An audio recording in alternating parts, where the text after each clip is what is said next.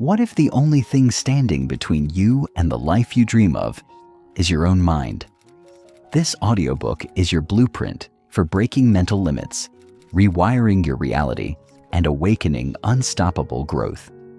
Your future self is calling. Will you answer? Introduction. There's a moment, often subtle, often quiet, when something inside you starts to ache for more. Not more in the material sense, not the kind of more that screams for attention or validation, but a deeper, richer kind of more. A knowing that whispers to you between the noise of your days, during the stillness of early mornings, or in the restless quiet of your nights. It's a knowing that says, this isn't all there is to me. It's a longing, not just for change, but for transformation. A pull toward growth so real, it almost feels like grief. If you've ever sat alone and wondered why your progress feels stalled despite all your effort, if you've silently questioned whether you're meant for something greater and simply don't know how to unlock it, this audiobook was made for you. This journey is not about fixing what's broken, because you are not broken. It's about remembering what's been buried, forgotten, or conditioned out of you, and rebuilding your mindset in a way that aligns with your highest potential. Welcome to Shift Your Mind, Change Your Life, the psychology of growth. This isn't just another motivational piece to hype you up for a few days before you fall back into old patterns. This is a process, a mirror, a deep, soul-led journey into the internal mechanics of how we think, why we get stuck, and what it truly takes to grow, not on the surface, but at the level that actually sustains change. You're going to step into a space of clarity, honesty, and radical self-awareness. You're not just going to understand the science of change, you're going to feel it, breathe it, and live it. This audiobook is built around one core truth. The life you want is waiting on the other side of the mindset you haven't stepped into yet. Everything you desire, your peace, your power, your purpose, exists just beyond the limits of the identity you've been conditioned to believe is you. And in this space, we're going to break that identity wide open and rebuild it with intention. By the end of this audiobook, you won't be the same person who started it. That's not marketing fluff. It's a promise if you commit. Because this experience is not passive. This isn't about consuming content. It's about engaging in real internal change. Through this journey, you'll learn how your subconscious beliefs were formed, how they've directed your life without your awareness, and how to rewire them for empowerment.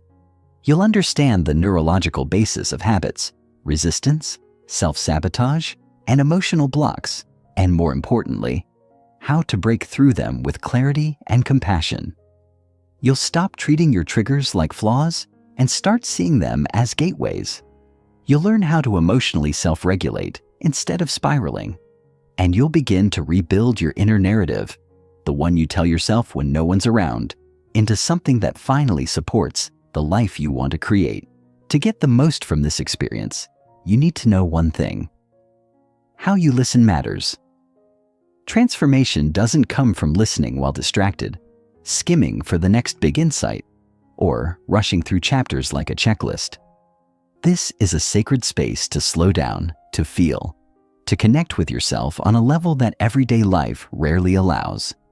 That means giving yourself permission to pause when something hits you, reflect when an idea resonates, write when a truth rises to the surface. There are moments in this audiobook designed for exactly that. Pauses, breath work, short exercises, journaling cues. Please don't skip them. Growth doesn't live in information. It lives in integration. You already know a lot. You've probably read more than enough. But what will make this journey different is how deeply you engage with what you feel, not just what you hear. Before we dive deeper, let's orient ourselves with the foundation of this entire process, the psychology of growth. Human beings are wired to evolve, but we're also wired to resist change. At the core of every stuck place in your life is a psychological loop, a pattern your mind repeats, not because it serves you, but because it feels familiar. Your nervous system is calibrated for what it knows, not what it needs. So even if something is painful, dysfunctional, or limiting, if it's familiar, your brain will cling to it. That's not weakness. That's biology. But once you become aware of that mechanism, you're no longer powerless to it. You can learn to override it. You can teach your brain, your body, and your beliefs to orient around new emotional truths. That's what neuroplasticity makes possible. Your brain doesn't stop changing at 25. It changes as long as you give it a reason to. This audiobook is your reason. Let's talk about what's actually keeping most people stuck. It's not lack of intelligence, talent, or ambition. It's not laziness or procrastination either. It's unresolved internal resistance. The deep-rooted fear that if you grow, you'll lose love, safety, or control. It's subconscious programming from childhood, past trauma, inherited beliefs, and societal conditioning. It's the invisible psychological contracts you made with yourself to stay small so you wouldn't be rejected, hurt, or overwhelmed.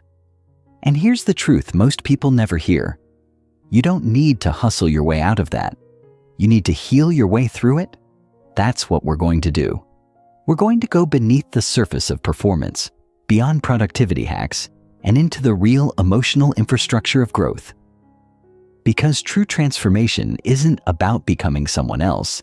It's about becoming fully yourself, unapologetically and intentionally.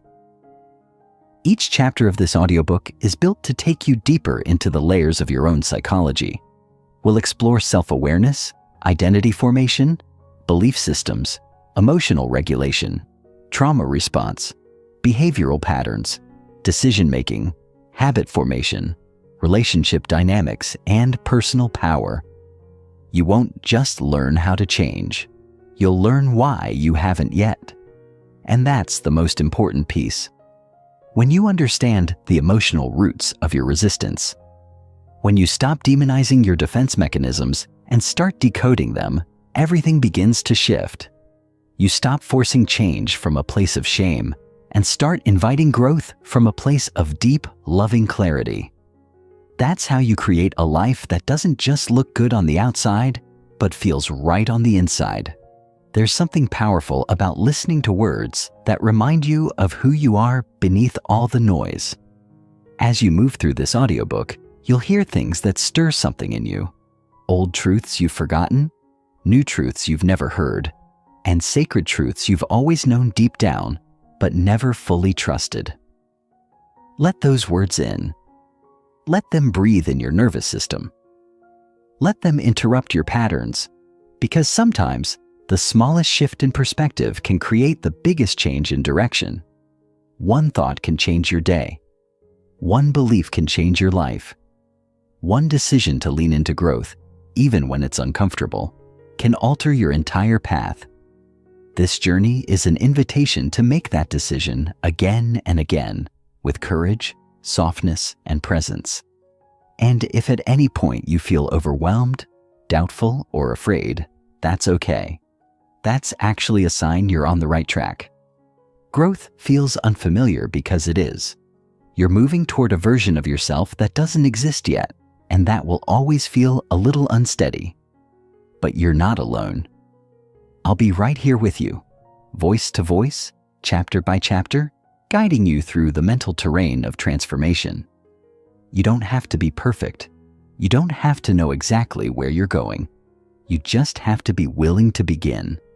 So if you're ready, not for a quick fix, but for a real shift, then let's begin. Not with pressure, not with performance, but with presence. This is the start of something honest, something powerful, something deeply, beautifully yours. Welcome to the journey of remembering, reclaiming, and rebuilding the most important relationship you will ever have, the one with your own mind. Chapter 1: Understanding Mindset. There are moments in life that feel like quiet earthquakes, subtle, almost imperceptible shifts that change everything. You might not notice them right away, but their effects echo through your days, your decisions, your direction. You might stumble upon them while driving alone in silence, during a sleepless night full of reflection, or while listening to a story that unexpectedly cracks something open in you. Perhaps this moment, right here, right now, is one of those. Because if you've come to this book with even the smallest spark of curiosity, the tiniest whisper that your life could look different, feel fuller, or stretch further than it does today, then you've already begun to shift. And here's the truth. Most people never hear plainly enough. The power to reshape your reality doesn't begin with a dramatic action, a life overhaul, or a sudden stroke of genius. It begins quietly, internally, with the most underrated yet transformative force you possess, your mindset. Your mindset is not a motivational buzzword. It is not about positive thinking or reciting inspirational quotes into the mirror every morning. At its core, your mindset is the internal blueprint that determines how you interpret experiences, respond to challenges, perceive failure, and believe in growth. It is the lens through which you see your world and yourself, and like any lens, it can be dirty or clear, narrow or wide, stuck or evolving. Most importantly, it's not hardwired.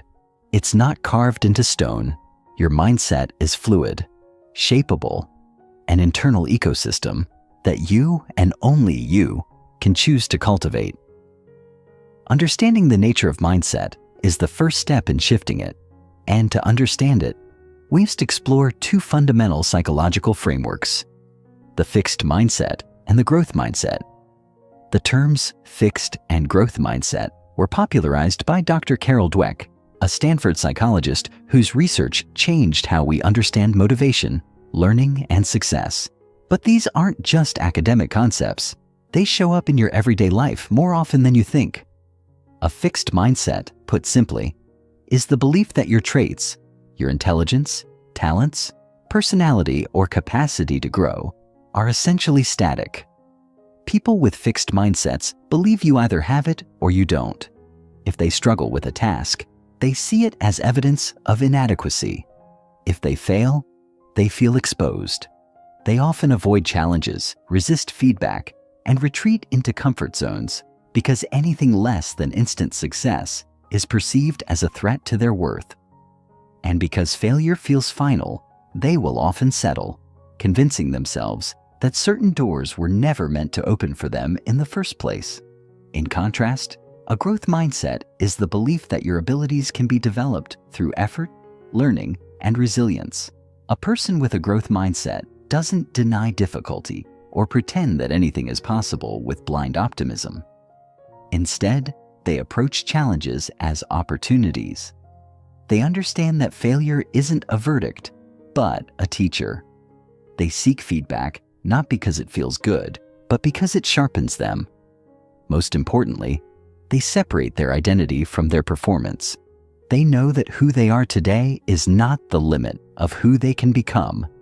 The difference between these two mindsets may seem philosophical, but in practice, the implications are enormous. They shape how we parent, lead, love, learn, take risks, and recover from failure. Your mindset doesn't just affect your outcomes, it defines your journey. It's important to pause here and dismantle a common misconception. No one has a purely fixed or purely growth mindset. These mindsets are not permanent labels, but patterns, mental habits that show up in different contexts. You may have a growth mindset about relationships, believing they can evolve with effort and communication, but a fixed mindset about money, convinced that your financial situation can't improve. You may be open to feedback in your creative life, but defensive in your professional one. The goal is not to label yourself, but to observe yourself. Where do you contract? Where do you expand? Becoming aware of these tendencies is the beginning of transformation. Growth starts the moment you become curious about your own mental programming. Let's take a real example. Imagine someone named Maya. Maya has always considered herself bad at math.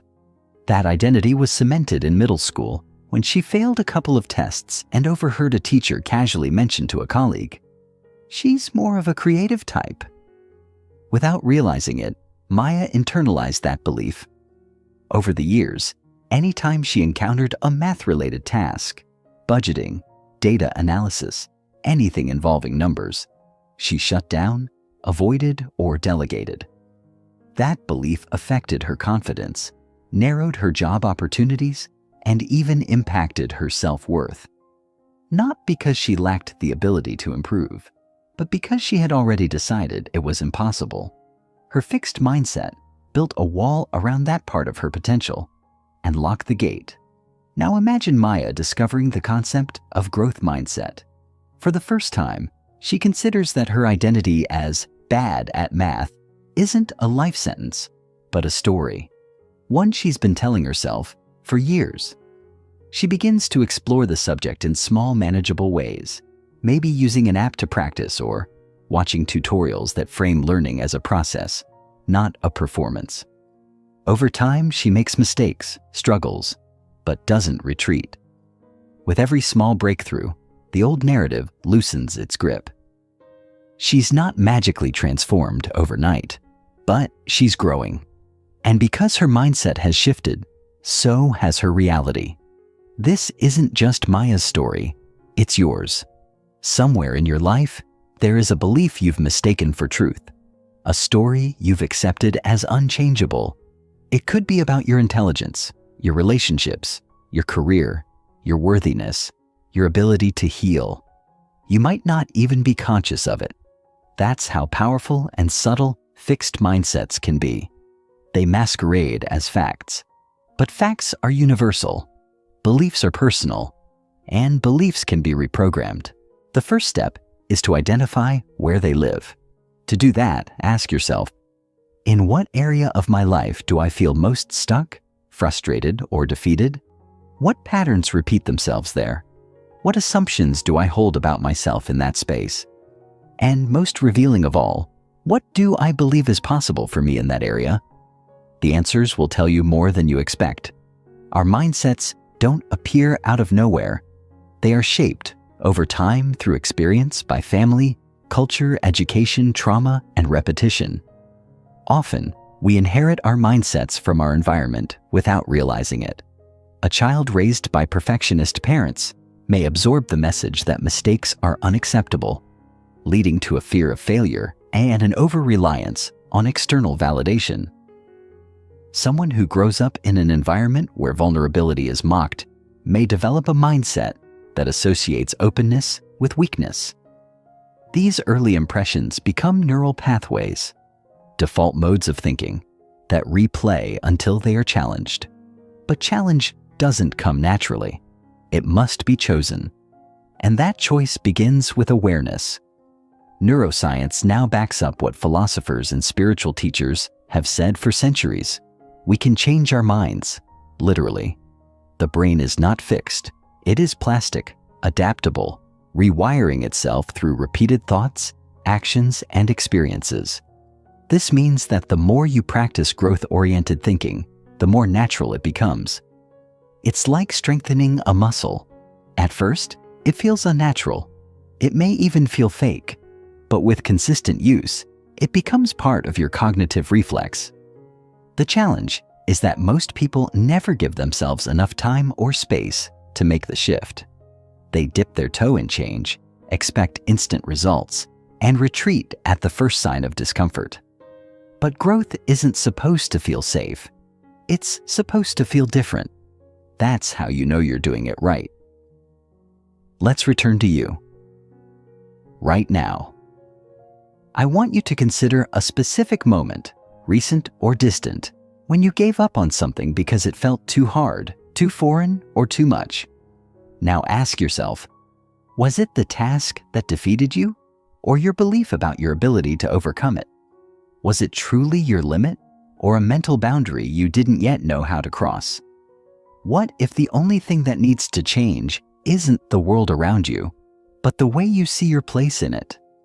That shift alone can create a ripple effect that touches every corner of your life, Because once you stop seeing struggle as proof of inadequacy and start seeing it as part of the path, you gain access to a new dimension of self-trust.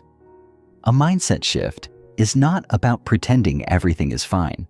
It's about realizing that even when it's not, you still have agency, you still have power, you still have choice, and that choice can begin as small as reframing one thought. Instead of, "I'm terrible at this," you say, "This is new for me, and I'm learning." Instead of, "I always screw this up," you try, "This time, I'm paying attention to what's different." These may sound like subtle differences, but subtle shifts in language create seismic shifts in perception. And perception is what defines your world.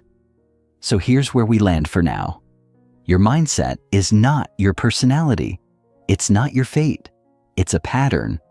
And patterns can be changed intentionally, gradually, and powerfully. This chapter isn't about solving everything. It's about shining a light on the engine driving your behavior so you can start steering your own course. It's about looking at your life through a different lens, noticing what's been automatic, and deciding what deserves a second look. Because when you start to question the beliefs that hold you, you begin to reclaim the life that's waiting for you. Change doesn't begin in action. It begins in thought. And the most profound shifts begin with the quiet realization that maybe, just maybe, you're capable of more than you've allowed yourself to believe. Chapter 2. The Formation of Belief Systems. The Invisible Architects of Your Reality. We all walk around with stories in our heads. Stories about who we are, what we're capable of, what the world will or won't allow. But most of us never stop to question where those stories came from. We accept them as truth because they were woven into our thoughts so early, so subtly, that we rarely even notice they're there. They're like wallpaper in a childhood bedroom. We grew up surrounded by them, and now they've become so familiar we don't even see them anymore. But they shape everything. Every decision you make, every fear you hold, every dream you suppress or chase, every relationship you keep or leave. All of it is filtered through the lens of your belief system. And if we're going to shift your mind and change your life, we have to go back to the beginning. We have to understand who planted those beliefs, how they grew, and why they've been so hard to pull out. Let me be clear. Belief systems are not just spiritual or philosophical ideas. They're mental frameworks, deeply ingrained narratives we carry about ourselves, others, and the world at large. They're formed early, often before we've even developed the ability to critically analyze or question what we're absorbing. By the time we're 7 years old, our subconscious mind has already absorbed most of the core messages that will shape our self-image and worldview for decades to come. Think about that. Before we even had a say in who we wanted to be, someone else's words, tone, energy, and limitations had already begun scripting our internal dialogue. That doesn't mean we're doomed to live by those early scripts forever. But it does mean that if we want to rewrite our lives, we have to uncover where the old drafts came from. Our belief systems are not just taught, they are modeled. As children, we learn less from what adults tell us and more from what they consistently show us. A parent who says, "You can be anything you want," but constantly complains about their own job, reinforces the belief that dreams are a luxury, not a reality. A teacher who praises intelligence but mocks mistakes can unintentionally teach that worth is tied to perfection. A caregiver who withdraws affection during emotional moments teaches that vulnerability is unsafe. These messages don't arrive all at once. They accumulate like dust on a mirror, gradually clouding our ability to see ourselves clearly. Over time, they form the architecture of our subconscious programming. Let me share a story. A man named Jordan grew up in a home where money was always tight. His parents fought about it constantly. The message he heard again and again wasn't just that money was scarce, but that wanting money was selfish. His father often criticized wealthy people, calling them greedy, dishonest, or out of touch. Jordan didn't question these narratives. Why would he? As a child, he absorbed them like oxygen. Fast forward to adulthood, and Jordan finds himself stuck. No matter how hard he works, he sabotages financial opportunities. He undercharges for his services, avoids investing, and feels uncomfortable when others talk about wealth. It's not that he doesn't want financial security. It's that his belief system tells him that having more means becoming someone he doesn't want to be. Until Jordan becomes aware of this hidden belief, no amount of ambition or effort will stick. His inner world is at war with his outer goals. This is how powerful belief systems are. They operate beneath our awareness, yet they dictate the rules of our life. You can have the best intentions, the biggest dreams, the most detailed plan, but if your beliefs are out of alignment, you will find yourself circling the same mountains over and over again. You'll think you're procrastinating or lazy or unlucky, when really, you're being ruled by outdated software. And here's the most dangerous part. Belief systems don't need to be true to be effective. They just need to be familiar. Your brain prefers the known over the unknown, even if the known is painful or limiting. That's why people stay in toxic relationships, jobs they hate, habits that deplete them. The familiarity creates a false sense of safety. But safety isn't the same as freedom. And familiarity isn't the same as truth. To change your belief systems, you must first become aware of them. That begins with curiosity, not criticism. Ask yourself, what are the recurring patterns in my life? Where do I feel stuck, no matter what I try? What emotions surface when I imagine having more? More success? More love? More freedom? Often, the answer isn't on the surface. It's buried in the emotional responses you've learned to normalize. For example, if the thought of success brings anxiety, it may be tied to an old belief that success equals pressure or loss of freedom. If deep love makes you want to pull away, it could be tied to a belief that intimacy leads to abandonment. These beliefs don't make you broken. They make you human. They were formed as protective mechanisms, but protection is no longer the goal. Growth is. Let's go deeper. Belief systems often form in response to emotional experiences, especially those that were repeated or traumatic. If you were constantly told you were too sensitive, you may have developed a belief that emotions are a liability. If your efforts were rarely acknowledged, you may believe that nothing you do is ever enough. These aren't just ideas. They are emotional imprints. They live in your nervous system. That's why you can't simply think your way out of them. You have to feel your way through them. You have to get honest about the moments that shaped you, the words that wounded, the silences that screamed, the expectations you absorbed like commandments. This is not about blaming others. It's about reclaiming the narrative, because what was done to you may not have been your fault, but healing it is your responsibility. You may be wondering, if belief systems are so embedded, how do we begin to change them? The first step is awareness. You cannot shift what you do not see. The second step is truth-telling. Once you've identified an old belief, challenge it. Ask, who gave me this belief? What evidence have I gathered to support it? And most importantly, does this belief still serve me? Sometimes, just shining a light on a belief is enough to loosen its grip. But often, you'll need to actively replace it with something new, something true. This takes repetition, emotional engagement, and time. But remember, beliefs were not formed in a day. They were installed through years of repetition. You don't need to rush the process. You just need to begin. I want to invite you to create what I call a belief inventory.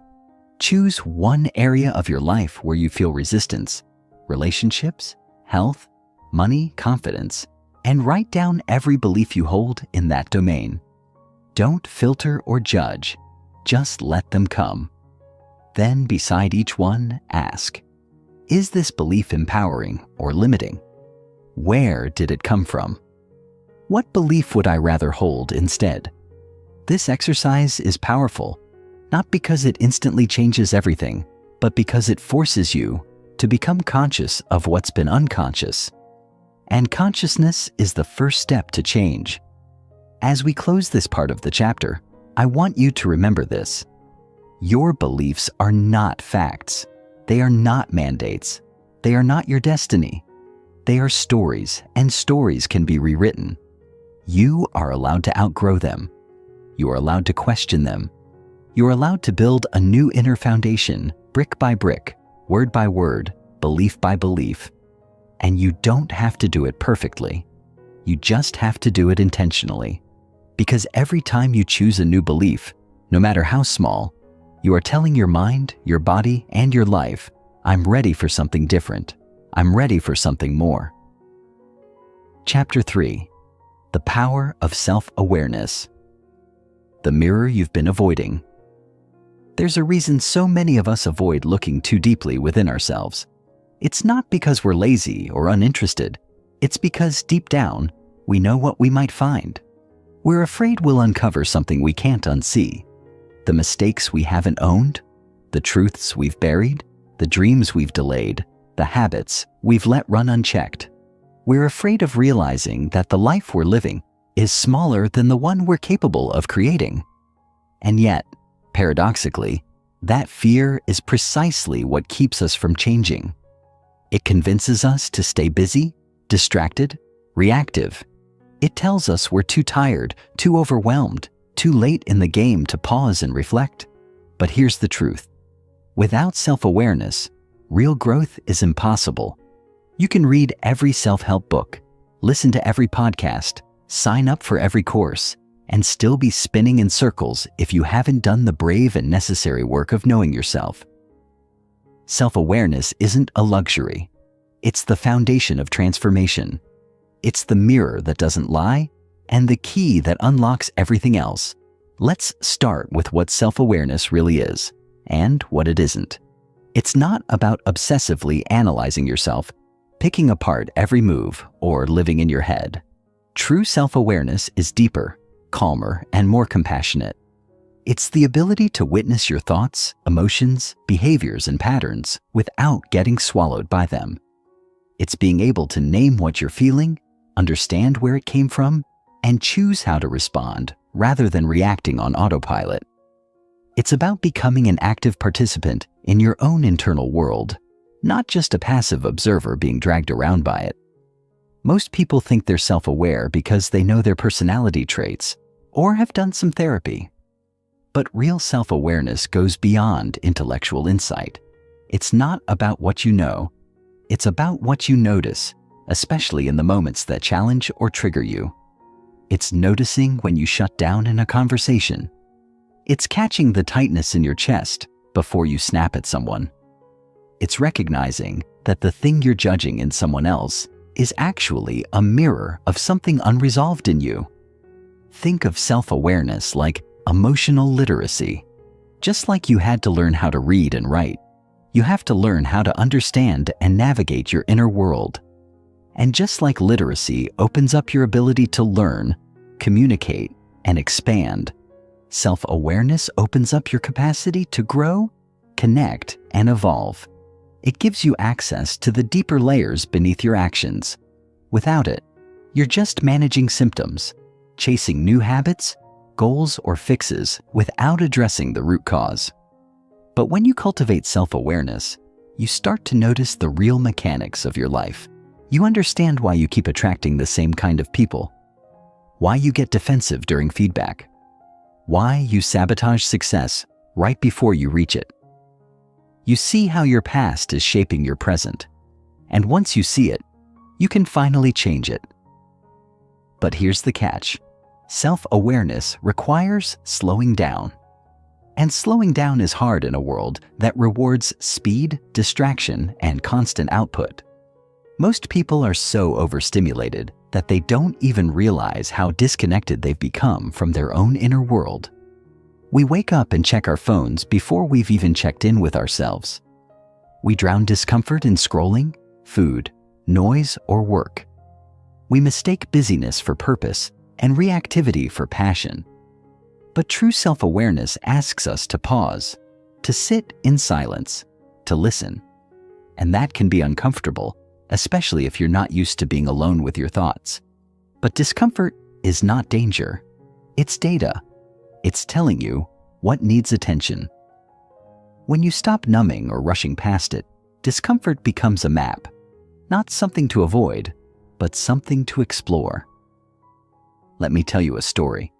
There was a woman named Elena who was highly successful on the outside, sharp, driven, constantly achieving. But inside, she felt numb and restless. No matter how much she accomplished, there was always this low hum of dissatisfaction. She couldn't explain it, and so she kept pushing, thinking the next milestone would fix it. But it didn't.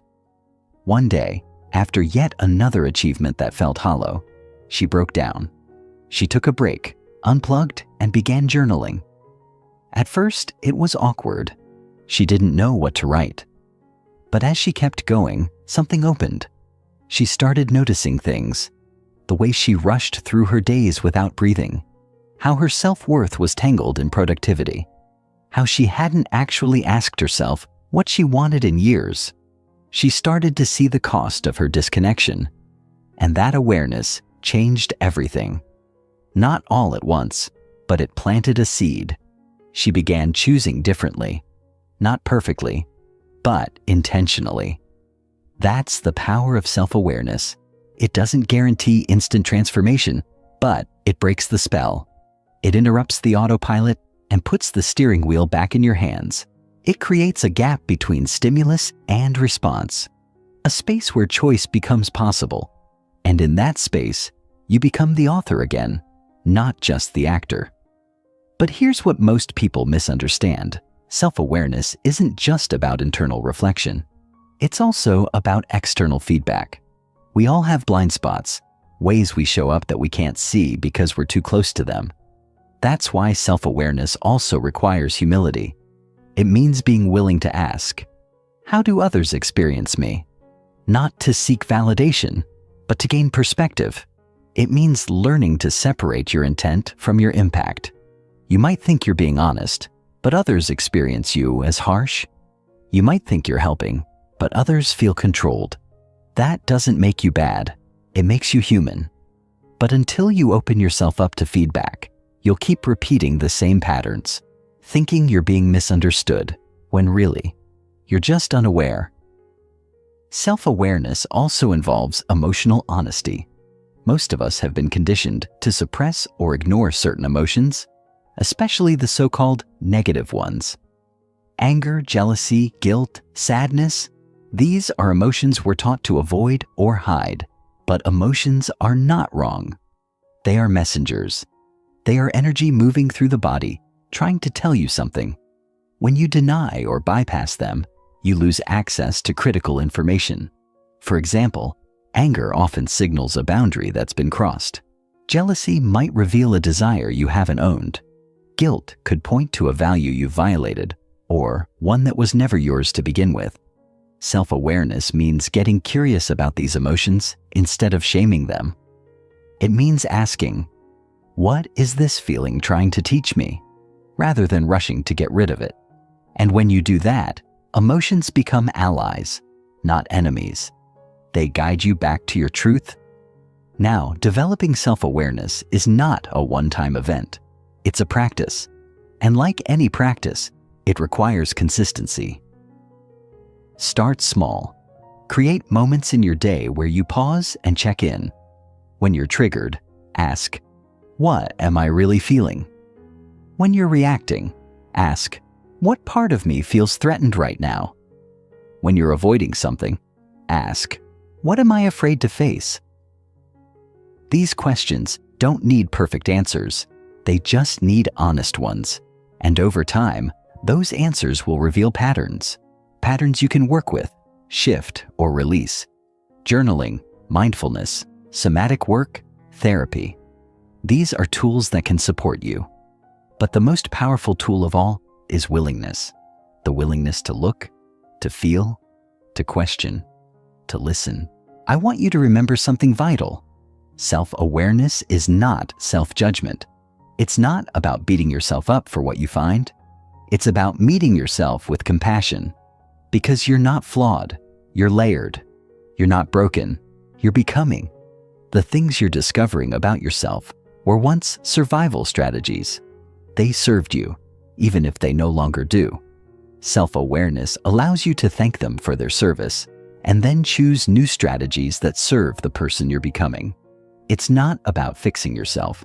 It's about knowing yourself. And the more you know yourself, the more aligned your life becomes. Not because it gets easier, but because it gets real. Chapter 4. Emotional Intelligence and Inner Balance. The Language of the Soul. You were never taught to speak. Let's be honest. Most of us were never taught how to feel. We were taught how to succeed, how to please, how to suppress, how to smile through discomfort and apologize for tears. We were rewarded for composure and punished for overreacting. We learned that being emotional meant being weak, irrational, or too much, so we got good at hiding. We tucked away our feelings, labeled them inconvenient, and trained ourselves to numb out, push forward, and pretend. But here's the truth. No one told us. Emotions are not the enemy. They are messengers. They are the purest signals from our internal world, guiding us toward what matters, what hurts, what needs healing, and what deserves honoring. Emotional intelligence is not about becoming emotionless. It's about becoming emotionally fluent, learning to understand, regulate, and express your inner world in a way that serves your growth rather than sabotages it. You see, emotions are not problems to be solved. They are signals to be acknowledged. Just like physical pain lets you know something in your body needs attention, emotional discomfort signals that something inside needs care. But if you were raised in an environment where emotions were ignored, dismissed, or weaponized, you likely developed unhealthy coping mechanisms. Maybe you became the peacekeeper, suppressing your feelings to avoid conflict. Maybe you became hyper-independent, believing no one could handle your truth. Maybe you turned your anger inward and called it shame, or numbed your sadness and called it strength. These adaptations helped you survive, but they also disconnected you from yourself. Emotional intelligence invites you to reconnect, not just intellectually, but somatically, spiritually, and relationally. It asks you to sit with what you feel without judgment and allow it to teach you instead of terrify you. But first, let's get clear on what emotional intelligence really means. Popularized by psychologist Daniel Goleman, emotional intelligence, often called EQ, refers to the ability to recognize, understand, manage, and influence emotions, both your own and those of others. Unlike IQ, which measures cognitive ability, EQ measures emotional skill. It includes self-awareness, knowing what you're feeling, self-regulation, managing your emotional responses, motivation, using emotions to fuel rather than block progress, empathy, recognizing emotions in others, and social skills, navigating relationships with emotional awareness. People with high EQ are not emotionally perfect, they're emotionally present. They don't suppress or explode. They process, they pause, they respond instead of react. And that ability creates a ripple effect in every area of life, from how you lead and love, to how you parent, partner, and pursue your goals.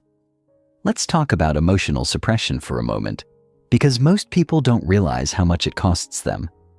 When you chronically ignore your emotions, you don't just lose touch with your inner world. You lose your capacity for connection, creativity, and clarity. Emotions don't disappear when you suppress them. They mutate. Suppressed anger becomes bitterness. Unfelt sadness becomes numbness. Ignored fear becomes anxiety. These repressed emotions build up like pressure in a bottle, and eventually, they find their way out through chronic stress, irritability, burnout, depression, or self-sabotage. Think about it. How many times have you snapped at someone over something small, only to realize later it wasn't about them at all? That's not a personality flaw. It's emotional buildup. And it's common because most of us never learned how to feel to heal. Emotional intelligence is the practice of releasing that pressure before it explodes, of tending to your inner world before it turns into outer chaos. A powerful tool for building emotional intelligence is the practice of naming your emotions accurately. This might sound simple, but it's one of the most transformative skills you can develop. Neuroscience shows that when we name what we feel, I feel overwhelmed, I feel disappointed, I feel unworthy, we reduce the emotional charge and increase our capacity to process it. Why? Because language activates the prefrontal cortex, the part of the brain responsible for reasoning and reflection. This creates distance between you and the emotion, allowing you to engage with it rather than be consumed by it. Unfortunately, most people have a limited emotional vocabulary, usually defaulting to a handful of words like mad, sad, fine, or stressed. But emotions are nuanced.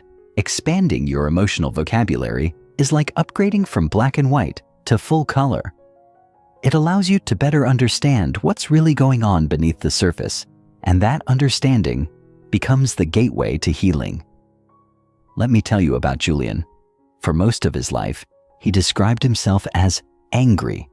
He'd say things like, "I have a temper," or "I just snap sometimes."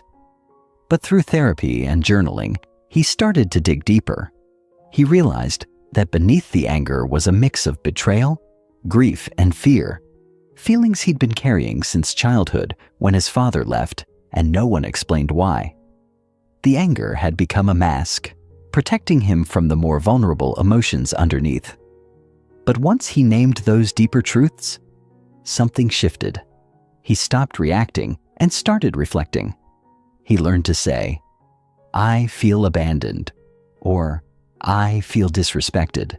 And suddenly, his relationships improved, not because the anger vanished, but because he finally understood where it came from. This is emotional intelligence in action.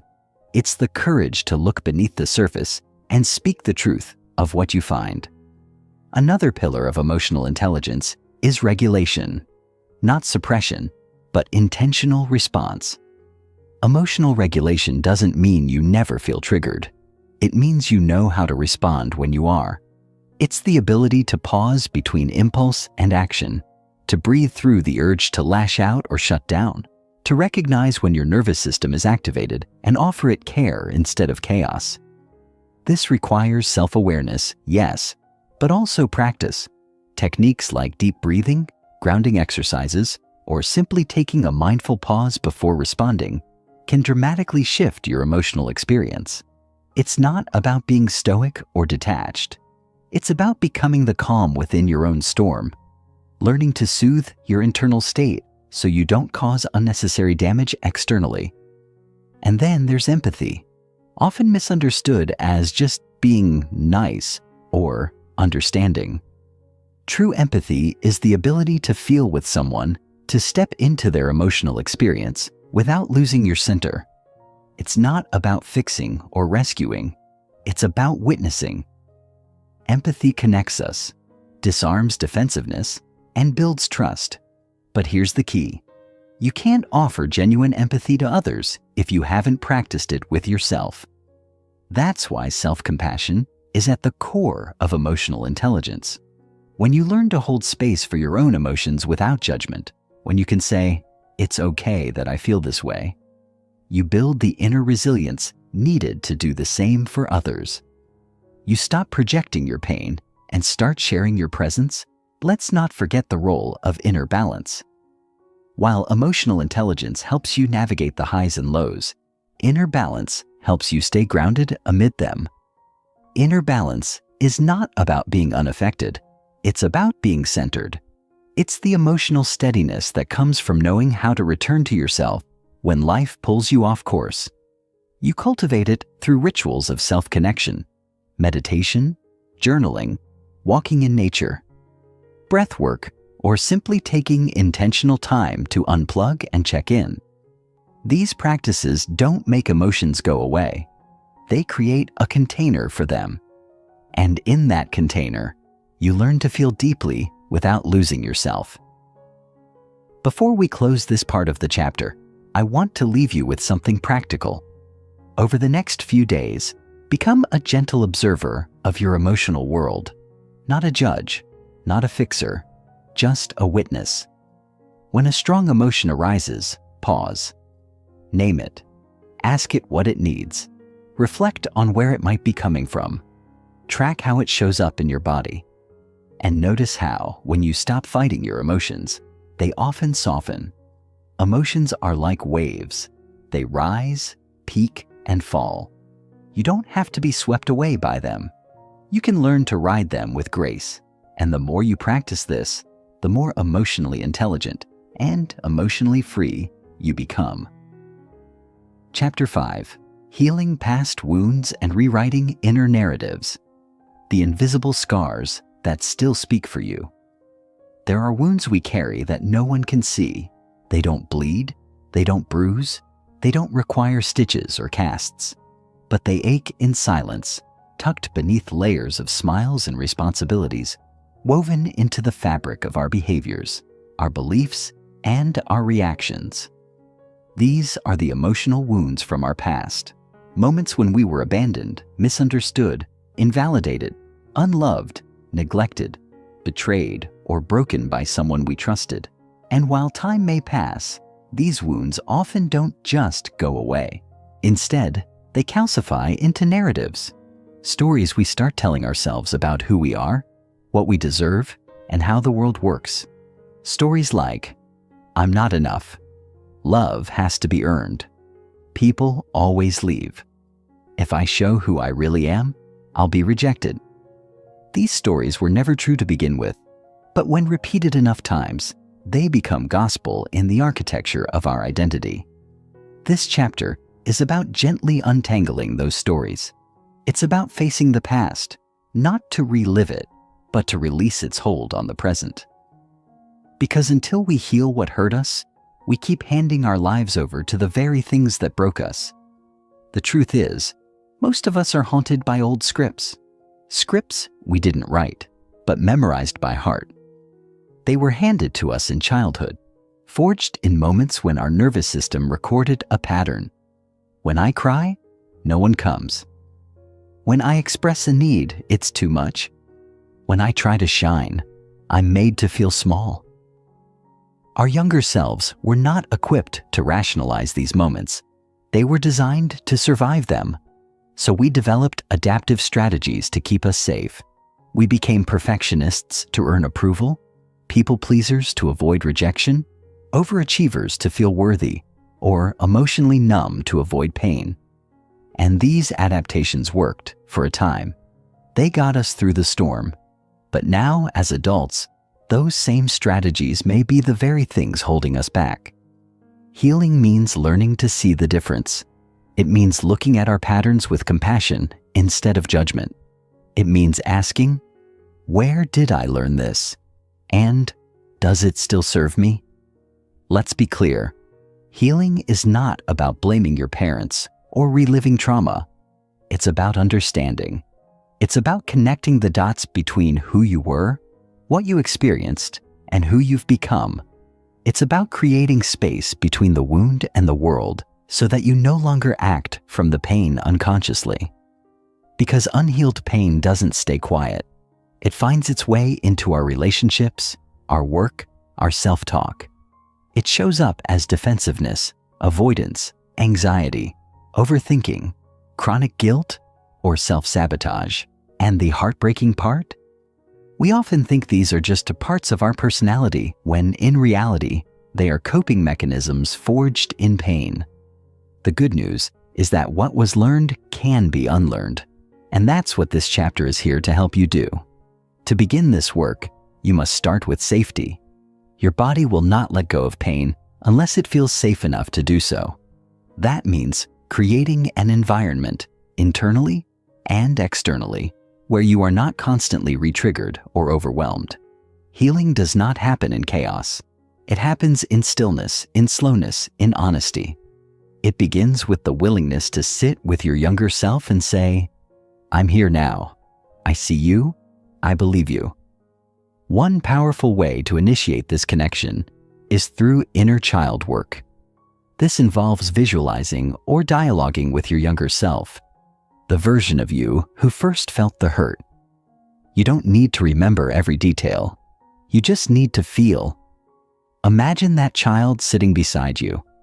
What do they need to hear? What were they denied? How can you offer that now? This practice may bring up deep emotion, and that's okay. Let it come. You're not falling apart. You're letting go of what was never meant to be carried so long. Another essential aspect of healing past wounds is identifying the limiting beliefs they created. This step requires radical honesty. What do you believe about yourself that keeps you small or stuck? Perhaps it's the belief that you're unlovable, unworthy, or incapable. These beliefs aren't facts. They're interpretations based on past experiences.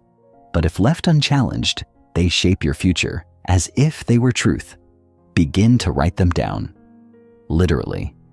Name them. Then ask, where did I first learn this? And is this belief objectively true? Often, you'll find that these beliefs were conclusions drawn in childhood, based on moments when someone else's behavior made you feel inadequate. The irony is, it was never about you. It was about them, their limitations, their inability to love or see you. Yet you internalized it. Healing invites you to give that belief back. It's not yours. You can rewrite the story. And that's the power of narrative work. Our minds are meaning-making machines. When something painful happens, we instinctively try to explain it. But without a mature emotional framework, the stories we craft are often harsh, black and white, and deeply self-critical. Rewriting these narratives doesn't mean lying to ourselves. It means offering new interpretations that are kinder, wiser, and more compassionate. Instead of, "I was abandoned because I'm unworthy," we say, "I was abandoned because they were incapable of showing up, and I deserved better." Instead of, "I failed because I'm not good enough," we say, "I stumbled because I'm growing, and every failure is a lesson." This reauthoring process is not spiritual bypassing. It's spiritual reclamation. You take back the pen. You stop letting old pain write your present identity. Let me introduce you to Ava. She grew up with a critical mother who constantly compared her to others and never praised her efforts. For years, Ava believed that nothing she did was enough. She chased accolades, burned out in jobs, stayed in relationships where she overgave and underreceived. In therapy, she discovered that her core wound wasn't failure. It was invisibility. She had spent her entire life trying to be seen in ways her mother never allowed. Through journaling and somatic work, Ava began to speak directly to that wound. She wrote letters to her younger self, reminding her that she was worthy of love without performance. She practiced receiving compliments, kindness, rest, without guilt. And slowly, her nervous system began to trust safety again. Ava didn't become a different person. She just became more herself, no longer ruled by the ache of being unseen. Healing also involves grief. The grief of what was lost, what was never given, what should have happened but didn't. Many people avoid healing because they fear the grief that comes with it. But grief is not the enemy. It's the gateway. It's the way your body metabolizes loss and opens space for newness. Crying, mourning, feeling the sorrow, it doesn't make you weak. It makes you whole. There's a sacredness to grieving what your younger self endured. And in that grieving, you often find a strange sort of peace, because finally, someone is acknowledging it. Finally, someone is saying, "That wasn't okay. You didn't deserve that." That someone is you. It's important to mention that healing is not linear. You may feel like you've resolved something, only for it to resurface later. That doesn't mean you've failed. It means another layer is ready to be witnessed. Healing is cyclical, like peeling an onion. Each layer you release brings you closer to your core self. And with each cycle, you develop more tools, more awareness, more self-trust. You begin to recognize the triggers, not as threats, but as invitations. You stop running from the discomfort and start learning from it. That's the shift, from surviving your past to learning from it, from being defined by your pain to being refined through it. In this part of your journey, I encourage you to approach yourself with relentless compassion. You are not broken. You are becoming. You are not too late. You are right on time. The pain you carry is not a reflection of your worth. It's a reflection of your humanity and your willingness to face it, to feel it, to free yourself from it. That is the mark of courage, not weakness. You were never meant to heal in isolation. Let this chapter be a companion on your path, a gentle voice reminding you that you are not alone and you are more resilient than you know. Chapter 6: Rewiring Habits, the Psychology Behind Lasting Change.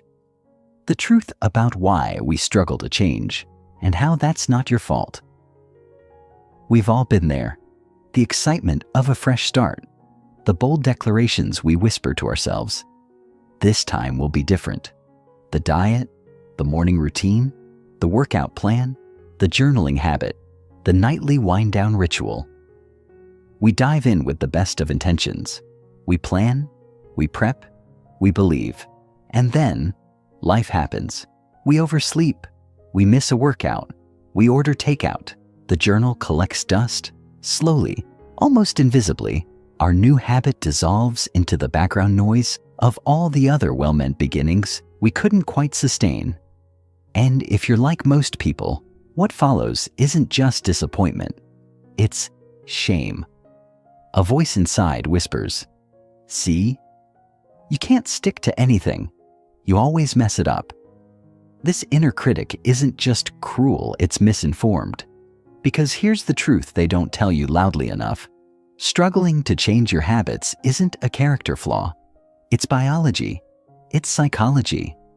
And once you understand how your brain actually builds and resists change, you stop blaming yourself and start working with yourself.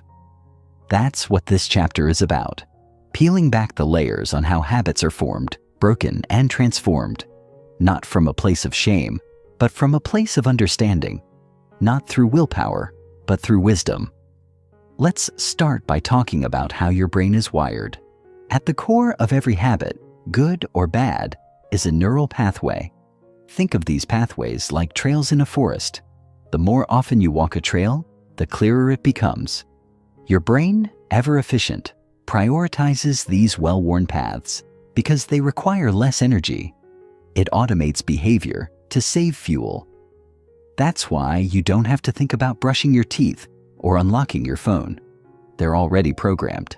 The problem? This automation doesn't distinguish between helpful habits and harmful ones. If you've repeated something often enough, like scrolling when bored, snacking when stressed, or avoiding difficult conversations, your brain files that under default.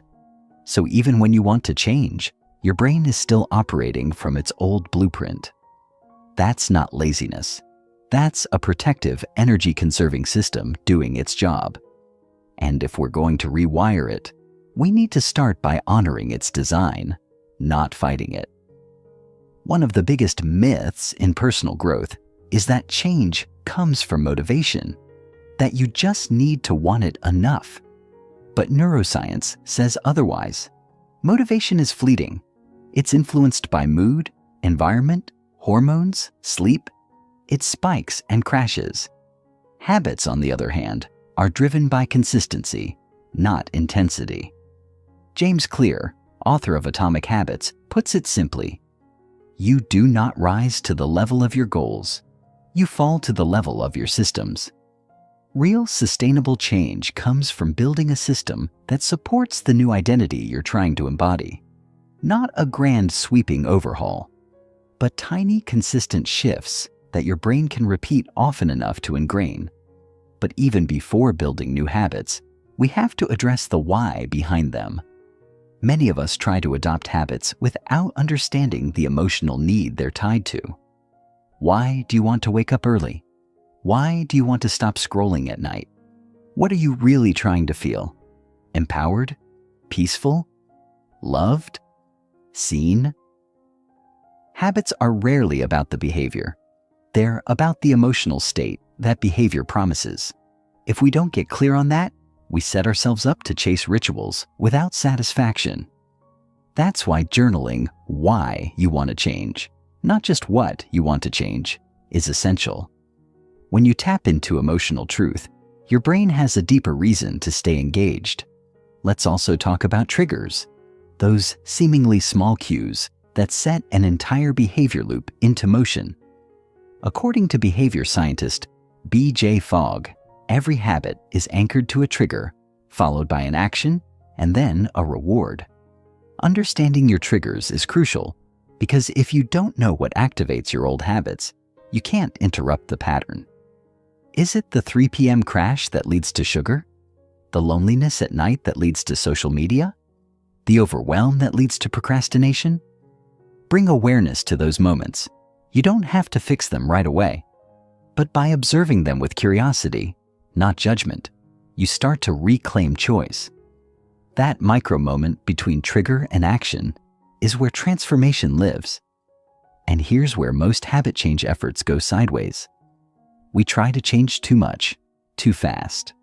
The brain doesn't like drastic shifts. It perceives them as threats. So when you overhaul your diet, your schedule, your sleep, and your screen time all at once, your nervous system freaks out. You enter survival mode. And in survival mode, the brain defaults to familiarity, not growth. That's why lasting change often looks boring. It's built in small, almost unsexy increments. 1 glass of water, 1 minute of meditation, 1 page of a book. These aren't trivial acts. They're trust signals. Each small win tells your brain, hey, it's safe to try something new. Over time, these micro changes create macro results.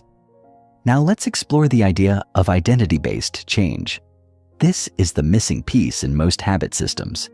Instead of focusing on what you want to do, focus on who you want to become. For example, instead of saying, I want to run 3 times a week, say, I'm becoming someone who values movement. This subtle shift rewires your self-image, which is the true engine behind sustained behavior. We act in alignment with who we believe we are. If you still believe you're bad at consistency, you'll subconsciously sabotage anything that proves otherwise.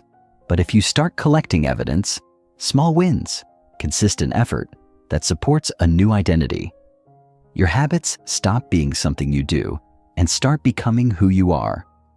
This is where self-compassion becomes a non-negotiable. You will slip. You will forget. You will miss days. That's not failure.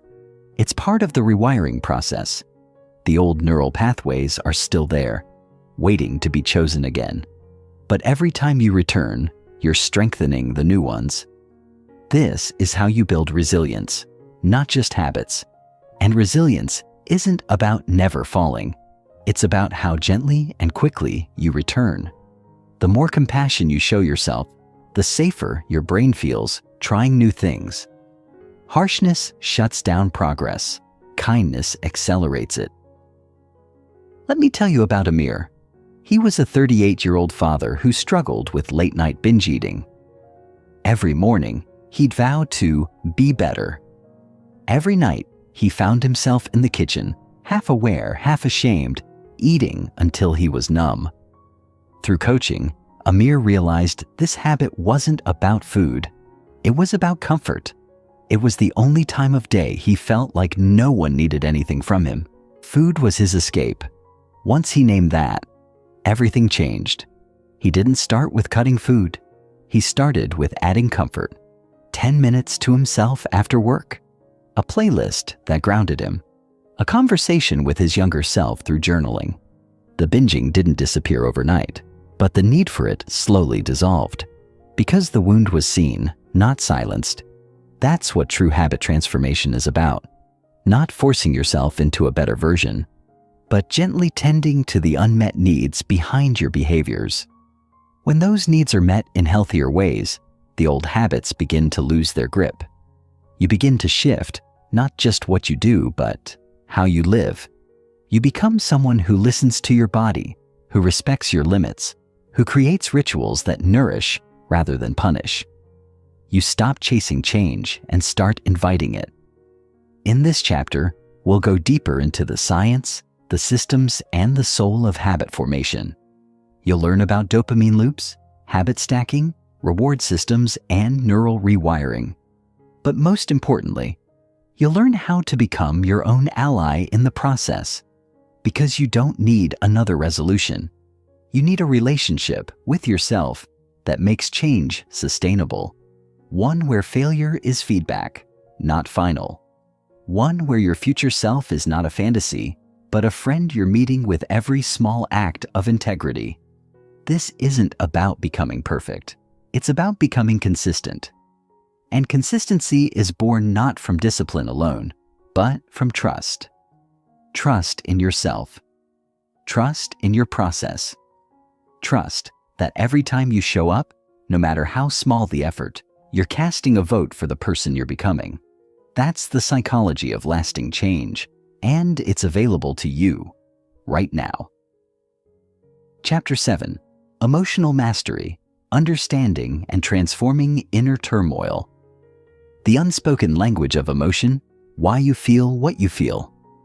It's 3 a.m. and your heart is racing. You're lying in bed, wide awake, playing over a conversation you had hours ago, dissecting every word, every pause, every facial expression. You feel a tightness in your chest, an ache in your stomach, and a nagging, irrational belief that something terrible is about to happen. You try to rationalize it, but the emotion has already hijacked your system. And in that moment, nothing else matters. Not logic, not the facts, not even how tired you are. What you're experiencing is not a moment of weakness or overreaction. It's emotion, raw, powerful, and very real. And for many of us, this invisible storm is a daily visitor, one we're taught to either suppress, ignore, or push through. But what if emotions aren't obstacles to overcome? What if they are messages, coded in sensation and memory, that, if decoded correctly, could become our most powerful tools for transformation? We grow up absorbing a lot of false stories about emotions. Boys are taught that crying is weakness. Girls are told they're too sensitive. In workplaces, we're expected to stay professional at all costs, even when we're breaking inside. Even in personal growth circles, there's this subtle pressure to be positive, to stay high vibe, to affirm our way out of pain. But here's what no one says loud enough. Emotions aren't the problem. Emotional suppression is. When we disconnect from how we feel, we don't become stronger. We become fragmented. We start living half-lives, smiling when we want to scream, saying we're fine when we're falling apart, keeping busy so we don't have to feel. This disconnection doesn't just erode our emotional health. It chips away at our authenticity, our relationships, our sense of inner peace. So, what exactly are emotions? At their core, emotions are signals, chemical and neurological responses to stimuli, internal or external. When you feel fear, your amygdala, a small almond-shaped part of the brain, lights up, triggering a cascade of responses designed to keep you safe. Your heart rate increases, your pupils dilate, your body mobilizes energy. Sadness, on the other hand, often invites stillness and withdrawal, a biological call to pause, process, and grieve. Anger, misunderstood as destructive, is often a protector, showing up to reassert boundaries that have been crossed. Each emotion has a purpose. Each one is a messenger, not a malfunction. When you stop labeling emotions as good or bad, you start to meet yourself with deeper compassion. You stop resisting the waves and begin learning how to surf. But emotional mastery doesn't mean being ruled by your feelings. It means learning their language.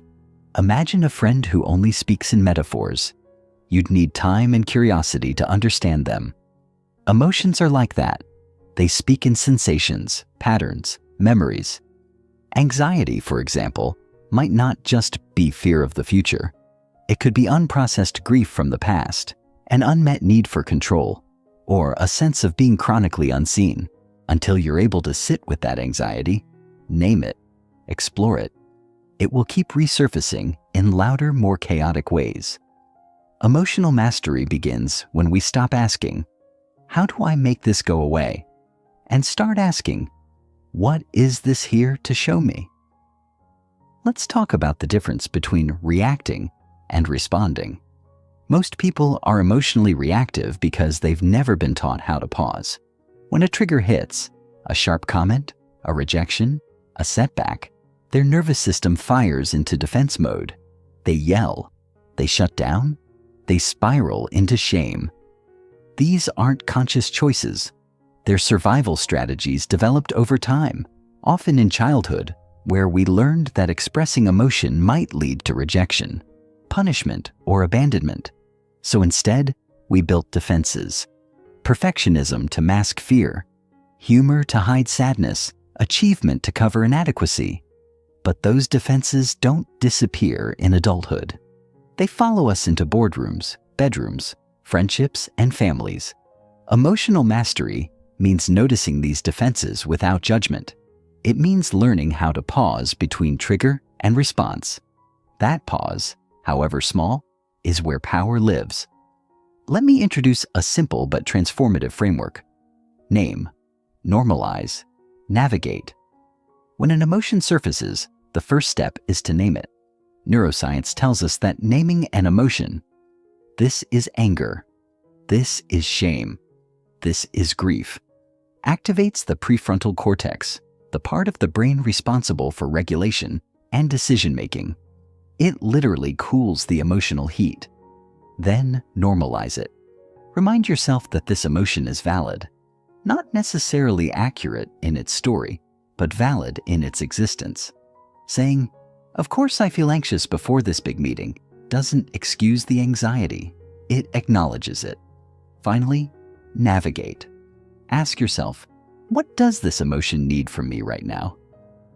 Sometimes the answer is expression. A journal, a walk, a conversation. Sometimes it's regulation, breathing, grounding, resting.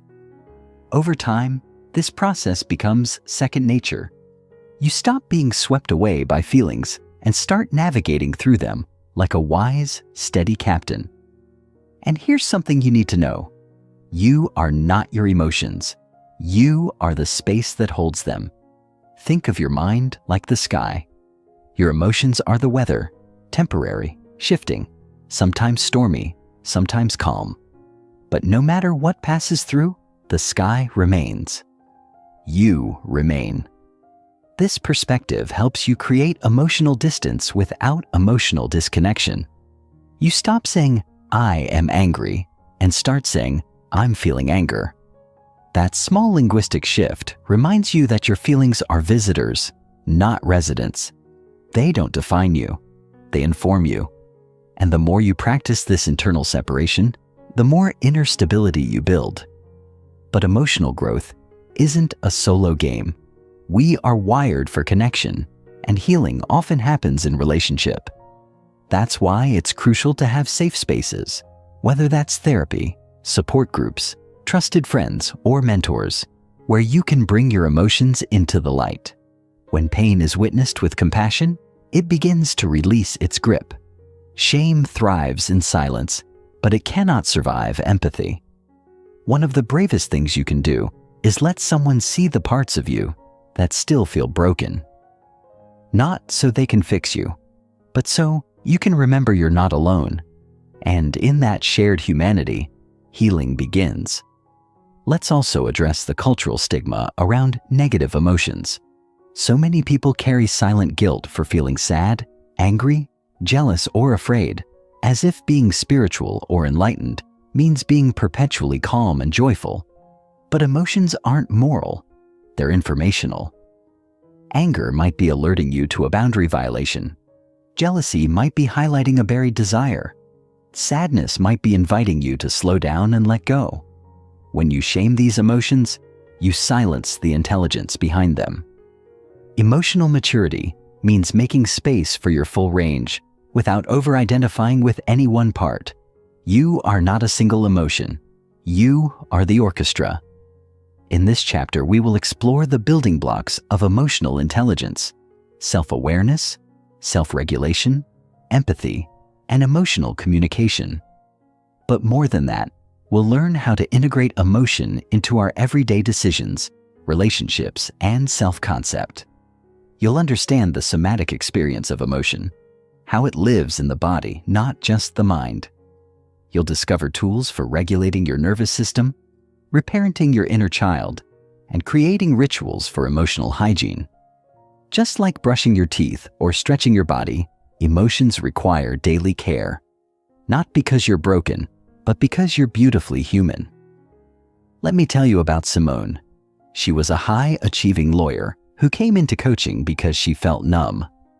Nothing was technically wrong, but she couldn't shake the sense that something was missing.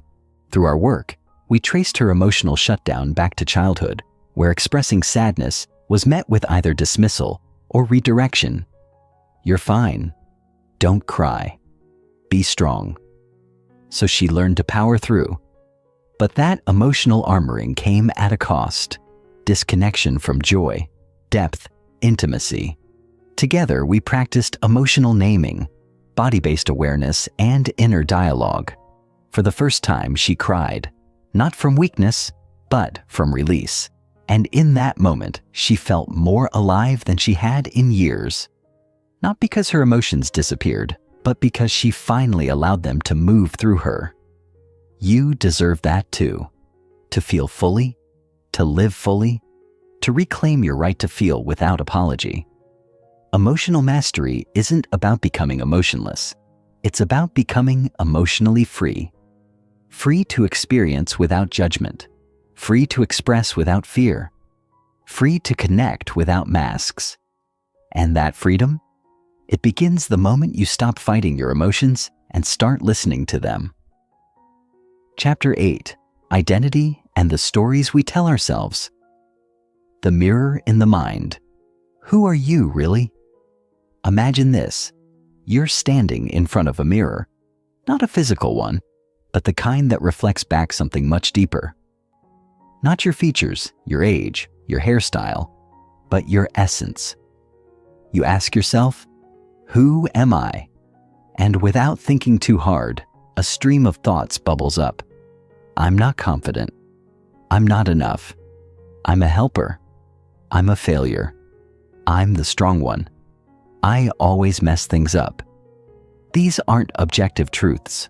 They're stories. And every day you live your life not based on what's happening, but based on what you believe is happening. This chapter is about those stories.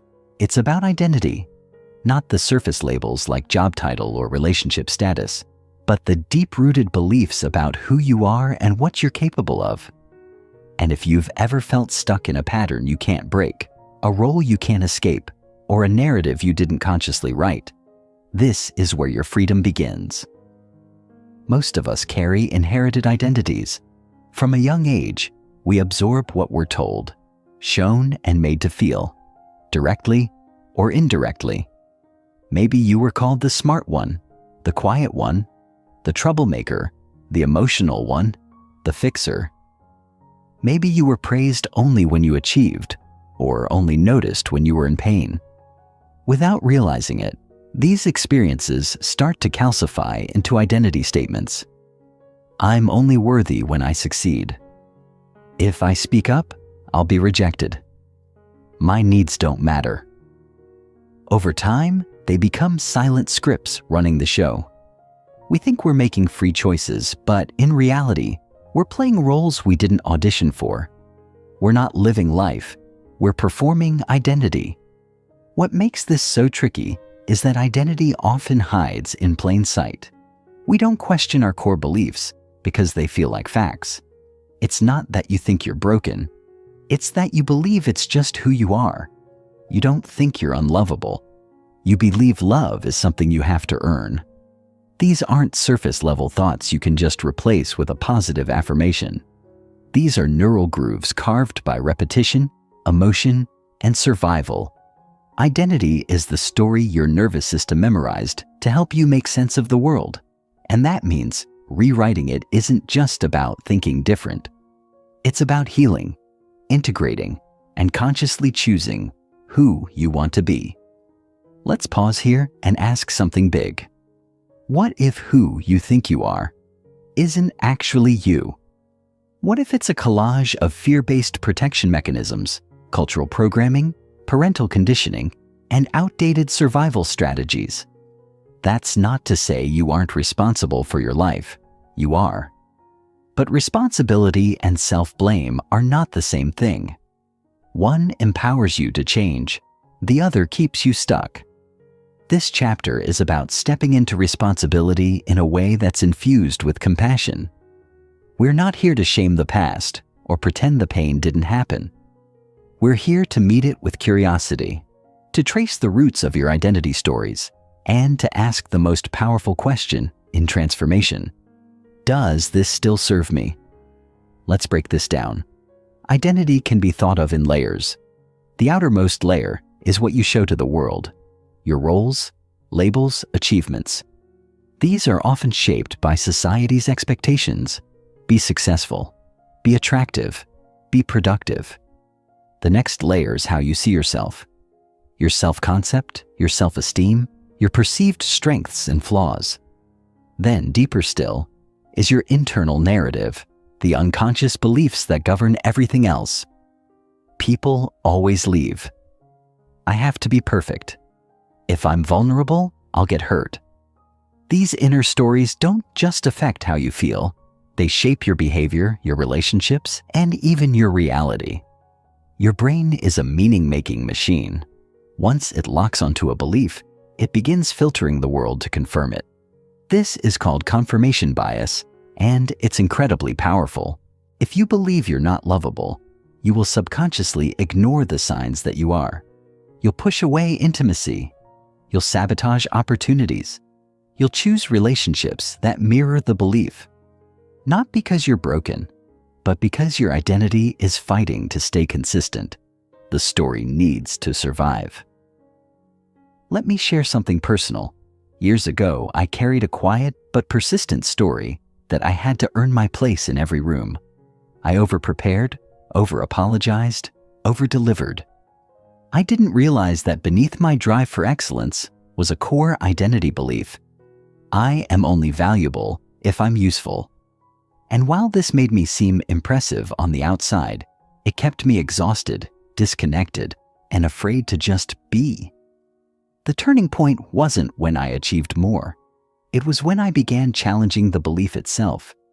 I had to ask, who taught me that my worth depends on performance? Is that belief true or just familiar? The work wasn't quick. It took sitting with the discomfort of doing less and still believing I was enough. It took reparenting the part of me that felt invisible unless I was fixing or performing. But slowly, something shifted. I didn't lose my drive. I just no longer used it to outrun unworthiness. That's the kind of change that lasts. Not a motivational high, but a foundational rewrite. Identity work isn't about becoming someone else. It's about remembering who you were before the world told you who to be. Think back to your earliest memories, not the ones shaped by school or peers, but the ones where you felt most you. What were you drawn to? What made you feel alive, curious, open? These early imprints often hold the clues to your authentic self. As we grow, we build layers of protection, strategies to stay safe, liked, accepted. We become master shapeshifters. And while that adaptability is a strength, it can also leave us feeling unanchored. We wake up one day wondering why life feels off, why we feel like strangers to ourselves. It's not because we failed. It's because we've forgotten. Identity work is remembering, reclaiming, realigning. But here's the catch. Change threatens the ego. Even when our identity stories are painful, they're familiar. And the ego is addicted to the familiar. That's why growth often triggers resistance.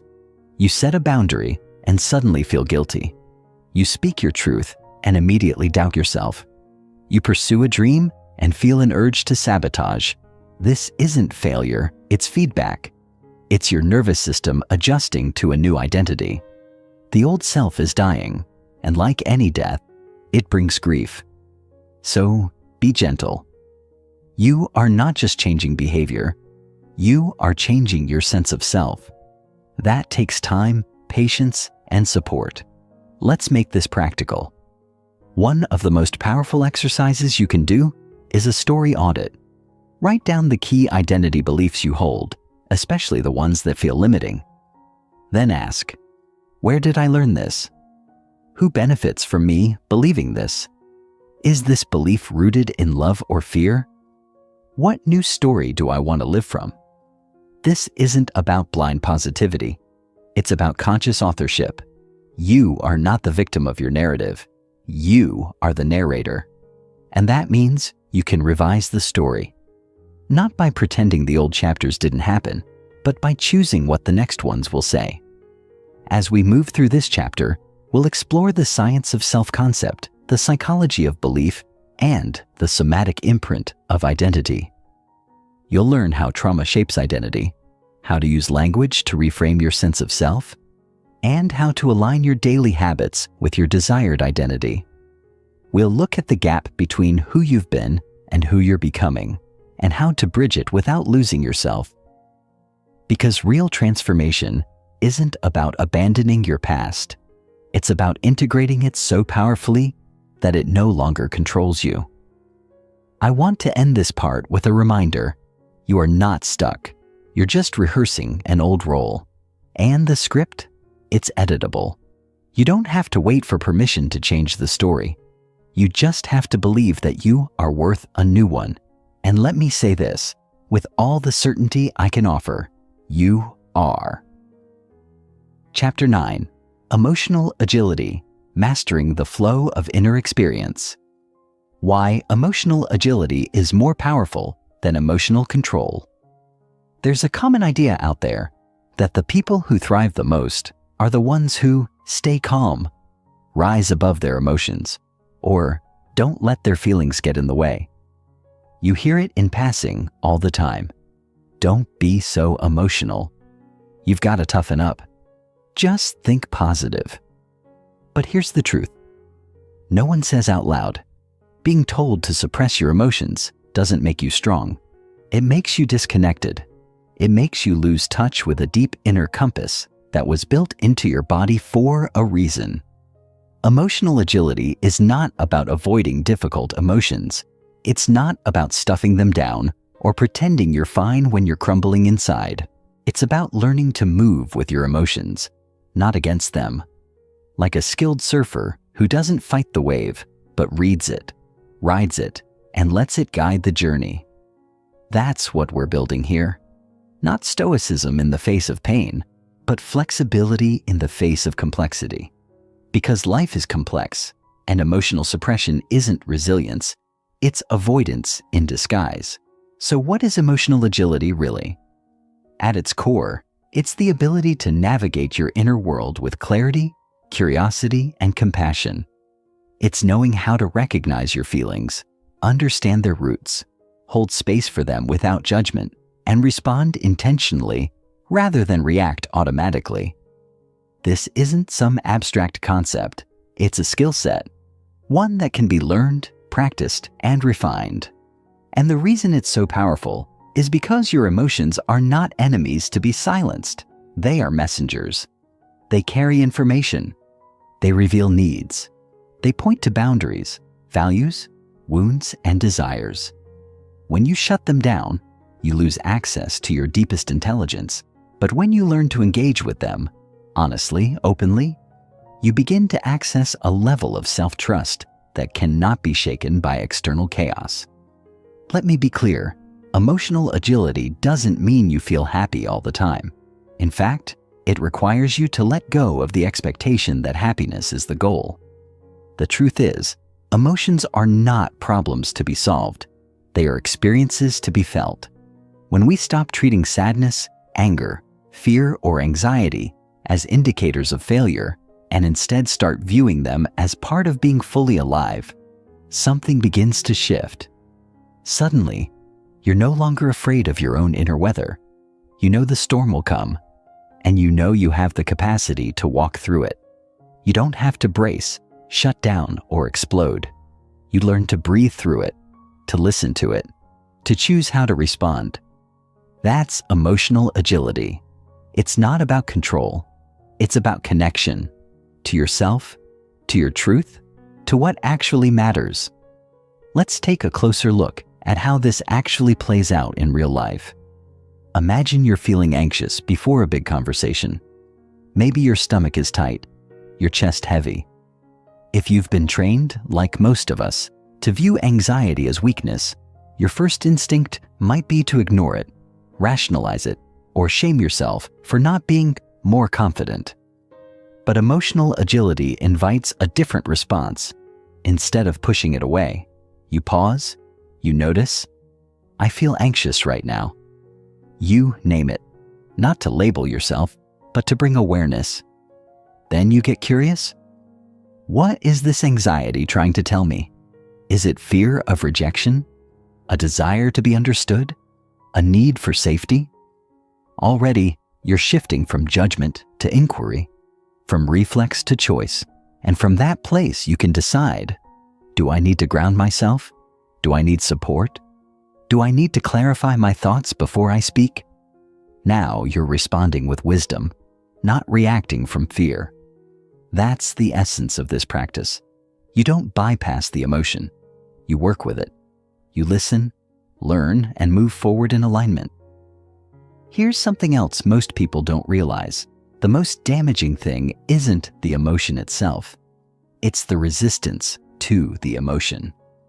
When you suppress anger, it doesn't go away. It festers. It leaks out in passive aggression, resentment, self-sabotage. When you avoid grief, it doesn't heal. It hardens into numbness or bitterness. And when you run from fear, it only grows louder in the background. Emotional agility isn't about fixing your feelings. It's about making space for them, letting them pass through you instead of trapping them inside you. This space, this capacity to feel without being overwhelmed, is what creates internal safety. And once you have that, you become unshakable. Not because life gets easier, but because you trust your ability to meet it. Moment by moment, emotion by emotion. So where do we start? The first step is awareness, learning to recognize your emotional landscape as it unfolds. This might sound simple, but in a world that constantly tells us to push through, numb out, or stay positive, awareness is radical. It requires slowing down, tuning in, and listening to the body. Emotions often show up as sensations long before they become conscious thoughts. A lump in the throat, a tight jaw, a rush of heat, a sinking belly. Your body is speaking. Can you hear it? The second step is naming, putting words to the feeling. Not just bad or fine, but specific language: disappointment, jealousy, longing, grief, hope. Research shows that naming emotions with precision increases emotional regulation. When you name it, you frame it. You bring it into the light where it can be understood, instead of letting it run your behavior from the shadows. After awareness and naming comes the most transformative part: curiosity.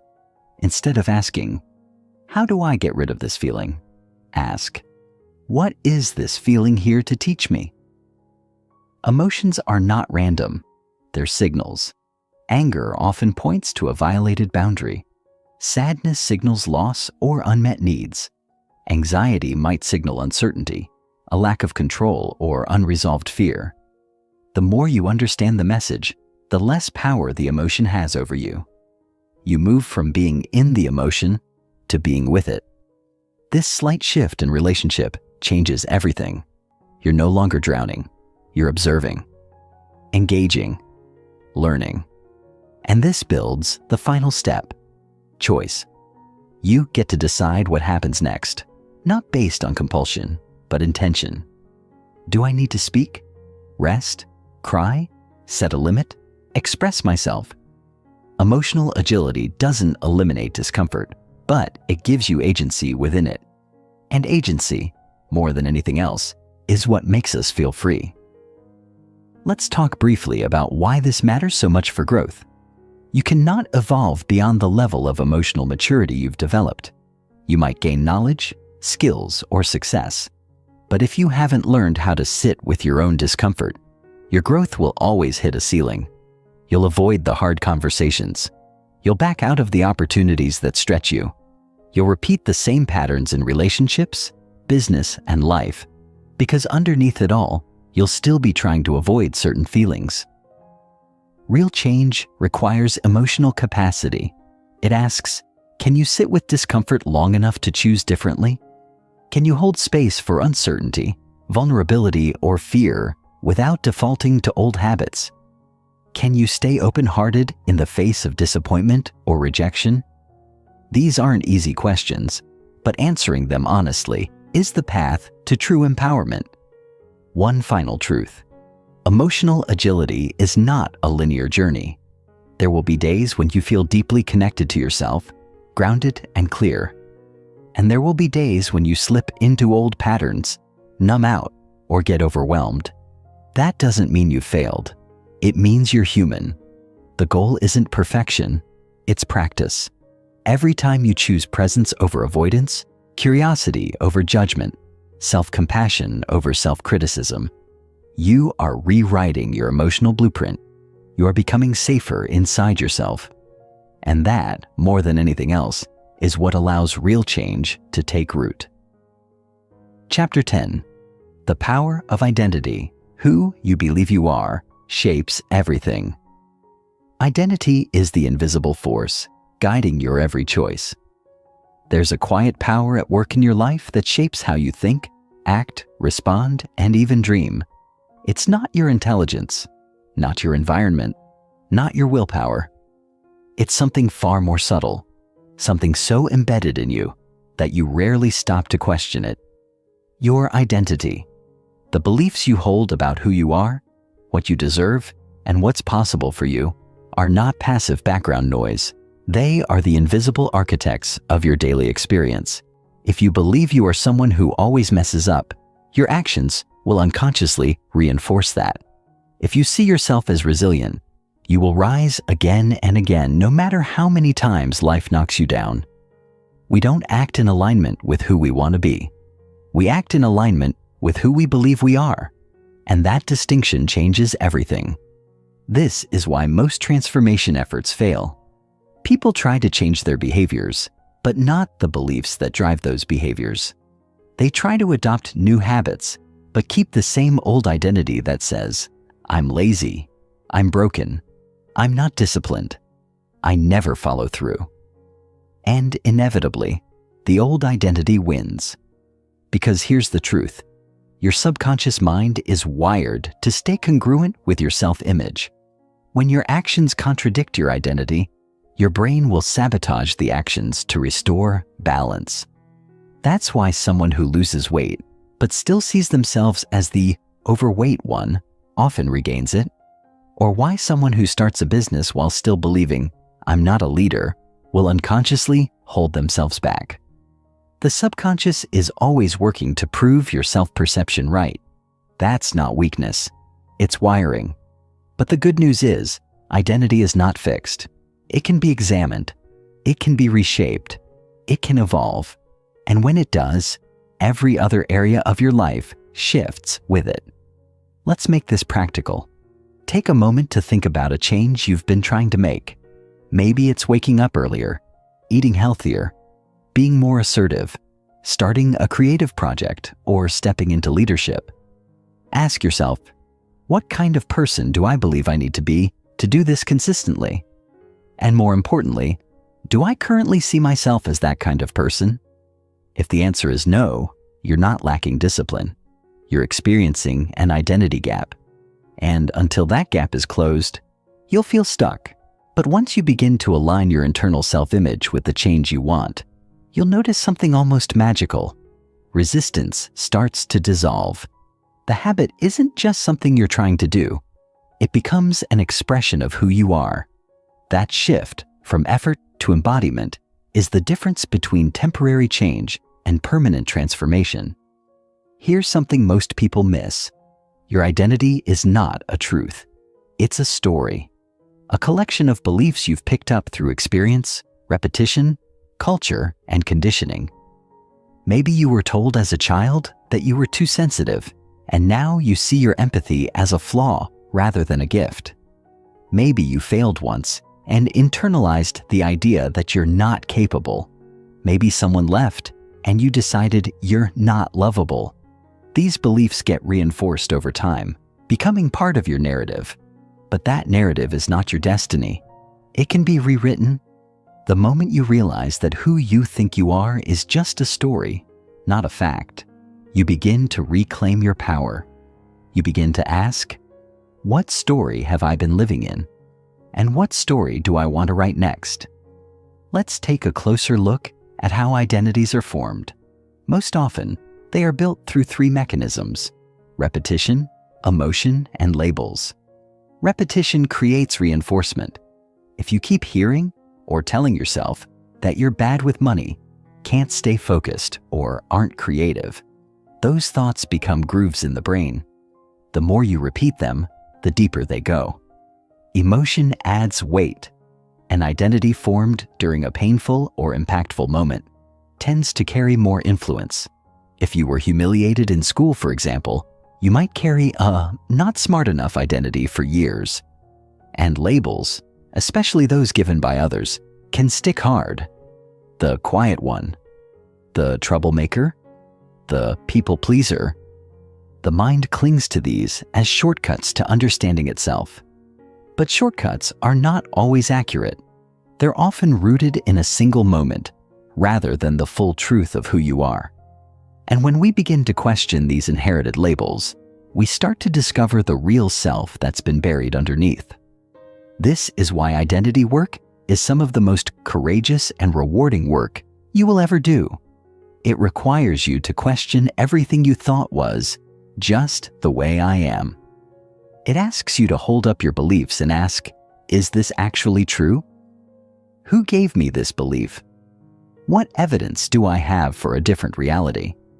And perhaps most importantly, who would I be without this story? These questions are not abstract. They are doorways to a new reality. Because once you shift how you see yourself, everything else changes. The risks you're willing to take, the standards you hold, the relationships you choose, the way you handle setbacks. Identity is the root. Everything else is fruit. One of the most helpful ways to begin shifting identity is through something called identity-based habits. This concept, popularized by behavior science and habit research, flips the usual formula. Instead of saying, I want to do this, you say, I want to become the kind of person who does this. For example, instead of, I want to write a book, you say, I'm becoming the kind of person who writes consistently. Instead of, I want to eat better, you say, I'm someone who respects my body through nourishing choices. This small linguistic change makes a big psychological difference. You're not just trying on a behavior, you're stepping into a new self-concept.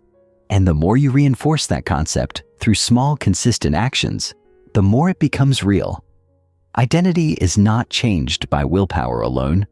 It is changed through evidence, stacked day by day until the new story becomes undeniable. There's also a powerful emotional component to identity change: grief.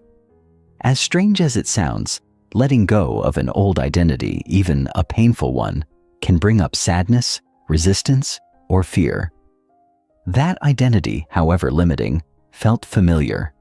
It kept you safe in certain ways. It shaped your world, and stepping away from it means stepping into uncertainty. That's why so many people unconsciously sabotage their growth. Not because they don't want to change, but because part of them is still grieving who they used to be. If that's you, I want you to know, it's okay to feel that grief. It's okay to honor the version of you that helped you survive. You don't have to shame that self to outgrow it. You can say, "Thank you," and still move forward. Growth doesn't mean disowning your past. It means integrating it, learning from it, and choosing differently now. As we move forward in this chapter, we're going to dive deeper into the architecture of identity. We'll explore how to identify limiting beliefs, how to reprogram your inner narrative, and how to build evidence for the version of you that's been waiting to emerge. But for now, I want to leave you with this. The most powerful change you can ever make is to shift the way you see yourself, not just on the surface, but at the core. Because when your identity evolves, your choices shift. Your behaviors align. Your environment adapts. Your life transforms. And that change isn't something you force. It's something you become. You are not your past. You are not your mistakes. You are not the story others told about you. You are a living, breathing work of art, capable of change, worthy of growth, and equipped with everything you need to become the next version of yourself. This isn't about becoming someone else. It's about remembering who you've always been. Beneath the fear, beneath the conditioning, beneath the self-doubt, the truth of you is not something you need to find. It's something you're returning to, step by step, layer by layer, moment by moment, and this is just the beginning. Chapter 11, The Emotional Mind, Understanding and Reclaiming Your Inner Landscape. Emotions aren't the enemy. They're the message we are, all of us, emotional creatures first and rational thinkers second, despite what the world might have led us to believe. Emotions are not weaknesses to be overcome or noise to be tuned out.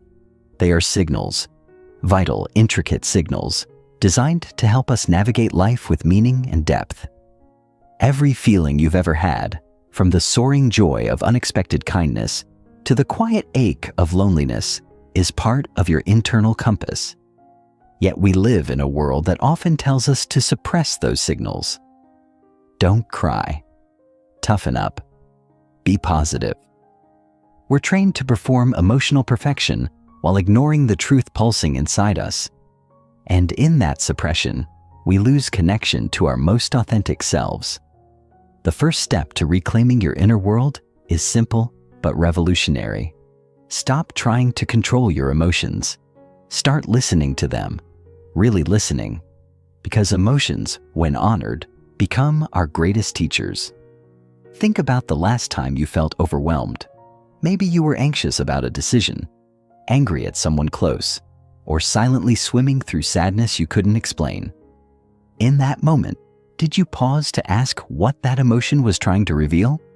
Or did you push it down, distract yourself, try to move on before the feeling had a chance to finish speaking?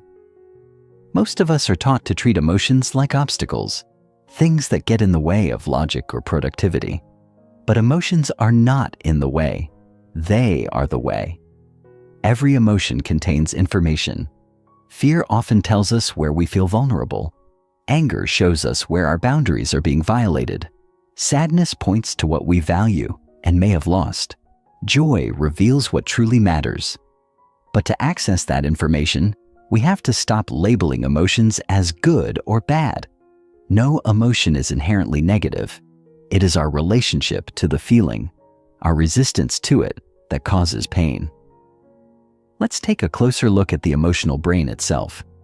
Deep inside the limbic system, the part of your brain responsible for processing emotion. Your amygdala scans the environment constantly, looking for signs of danger or reward. It responds faster than your rational mind. This means that your emotional reactions often arrive before your thoughts do. That's why you might feel a rush of anxiety or shame even before you can explain why.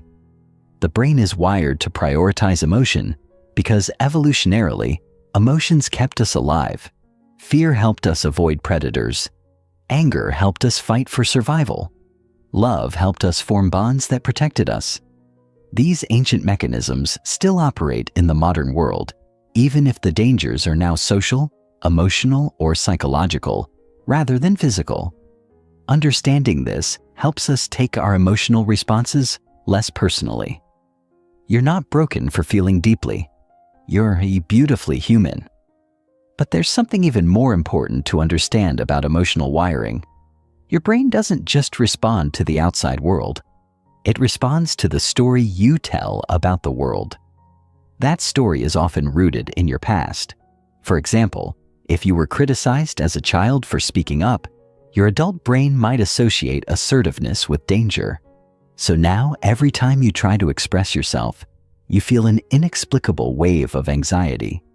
It's not because there's real danger in the present moment. It's because your emotional mind is still reacting to old programming. This is why emotional healing is less about getting over the past and more about updating your internal story. You have to show your nervous system that the present is safe, that who you are now can hold space for the pain you felt then. This is where self-awareness becomes powerful, because the moment you can witness your emotional patterns without judgment, you begin to change them. One of the greatest myths in personal development is that emotional mastery means not feeling or staying calm all the time. That's not mastery, that's suppression. True emotional mastery is the ability to feel fully without being consumed. It's the capacity to sit with discomfort, trace it back to its roots, and respond with care rather than reactivity. That kind of mastery begins with curiosity.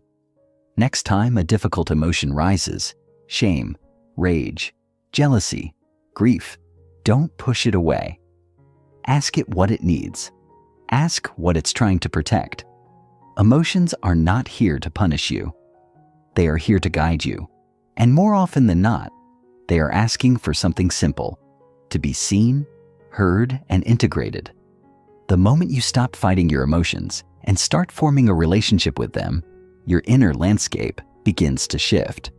You move from chaos to clarity, from confusion to coherence. Let's break down what that relationship can look like, practically speaking. First, you need to create space for emotional presence. That means moments in your day where you're not distracting yourself, numbing out, or staying hyper busy to avoid what you feel. This might look like a quiet morning ritual, a journal check-in, a walk without your phone, whatever allows you to hear yourself. In those moments, tune in. Ask, what's alive in me right now? Don't try to fix it. Just name it. I feel overwhelmed. I feel disconnected. I feel quietly hopeful. Naming the emotion is a powerful act. Neuroscience shows that labeling a feeling reduces the intensity of the emotion in the brain. This process, sometimes called affect labeling, helps shift activity from the emotional centers to the logical ones. In short, naming your feelings helps you move through them rather than be ruled by them. But emotional fluency isn't just about self-awareness. It's about emotional responsibility. That means learning to hold your emotions without making them someone else's problem. It's the difference between owning your anger and projecting it, between sharing your sadness and manipulating with it. Emotional responsibility is the foundation of emotional trust. When you learn to sit with your feelings and express them in a grounded, non-blaming way, your relationships change. People begin to feel safer with you. You begin to feel safer with yourself. And this creates space for deeper connection, both inwardly and outwardly. It's not that the emotions go away. It's that they no longer control you. You move from emotional reactivity to emotional agency. There's something else we need to talk about here: emotional layering. Often, the emotion we think we're feeling is just the top layer. Underneath anger, there may be hurt. Beneath hurt, fear. Beneath fear, a longing for connection. If you don't slow down enough to unpack these layers, you'll keep reacting to the surface while missing the root. That's why deep emotional work often involves slowing down, sitting with a feeling long enough to ask, what else is here? This is not easy. It requires patience, gentleness, and often support. But the insights that emerge from this kind of inquiry are life-changing. You begin to see patterns, old wounds replaying themselves in new situations. And once you see the pattern, you can interrupt it. You can choose a new response. That's what healing is. Not erasing the past, but responding to the present from a place of awareness, not autopilot. Let's pause and acknowledge something important. Doing this work takes immense courage. To face your inner world with honesty is one of the bravest acts you can undertake. It means admitting that you're carrying things you didn't choose, that some of your coping mechanisms were once survival strategies, that parts of you are still hurting. But here's the good news. The very fact that you are willing to look inward means healing is already underway. The willingness to feel is the beginning of freedom. So if you're here, reading this, taking these words to heart, know this: you are already doing the work. You are already on the path. In the parts to come, we'll dive deeper into emotional intelligence, exploring tools for regulation, inner child healing, boundary work, and how to create emotional safety, both internally and in relationships. But for now, let this be your first invitation to see your emotions not as problems to be solved, but as guides to be honored. There is wisdom in your sadness. There is strength in your anger. There is truth in your fear. And when you learn to hold those emotions with tenderness and presence, you reclaim a part of yourself that's been waiting, sometimes for years, to be heard. This is where true growth begins, not in denying your emotions, but in learning their language, in welcoming them like old friends who have something important to say. You don't need to have it all figured out. You just need to start listening. Chapter 12. The Identity Shift, Becoming Who You're Meant to Be. You are not who you were told you were. There comes a moment in every life when the reflection in the mirror no longer matches the identity you've been carrying. It might hit you softly, like a quiet unease in the pit of your stomach when you repeat an old pattern you know no longer serves you. Or it might come crashing through, like a moment of heartbreak, failure, or radical awakening that shakes everything loose. Either way, that moment is sacred. It's not a sign that you're lost. It's a sign that you're beginning to remember who you really are underneath the scripts, roles, and expectations you've unconsciously inherited. The truth is, most of us never chose our original identity. It was handed to us. As children, we absorb the narratives, labels, and emotional atmospheres of the environments we grow up in. You're shy. You're difficult. You're the smart one. You're too sensitive. And without realizing it, we internalize those labels as facts. They become the scaffolding of how we see ourselves in the world. But here's the liberating truth. Identity is not fixed, it's fluid. And once you become conscious of the story you're living, you can rewrite it. Let's begin at the beginning. Because identity isn't just a list of adjectives or personality traits.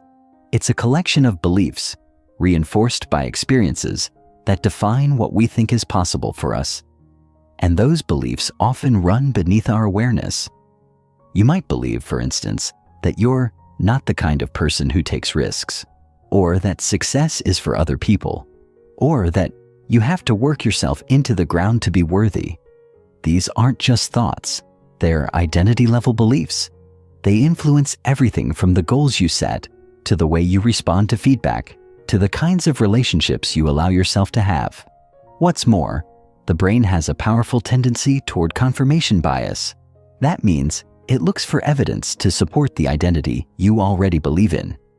If you believe you're bad with money, for example, your brain will unconsciously interpret financial mistakes as proof. And this creates a loop. Belief becomes behavior, becomes reality, becomes reinforcement. Unless something or someone interrupts the loop. And that interruption can be you. In fact, it has to be you. The first step in the identity shift is becoming the observer of your own self-concept. That means beginning to notice the stories you're telling yourself on autopilot, not with judgment, with curiosity. When you catch yourself saying, "I'm just not disciplined," pause and ask, "Where did I learn that? Whose voice is that? Is it true?" You'll be surprised at how many parts of your identity were never really yours to begin with. Maybe your father was highly critical, and now you see yourself through the lens of never enough. Maybe your early school years were full of comparison, and now your self-worth is hooked to external achievement. These imprints are powerful, but they're not permanent. Once you see them clearly, you can begin to disentangle from them. You can begin to choose a new foundation, but it begins with awareness. Always awareness. Let's dig a little deeper into why the brain clings so tightly to identity, even when it causes us pain. From a neurological standpoint, the brain is always trying to create safety, and nothing feels safer to the brain than predictability. That means your brain would rather stay in a familiar identity, even one that limits you, than venture into the unknown. It doesn't matter if the old identity is based in fear or scarcity or shame. If it's familiar, it feels safe. This is why real change often triggers resistance. You might consciously want to grow, but your subconscious identity is still anchored to the old version of you.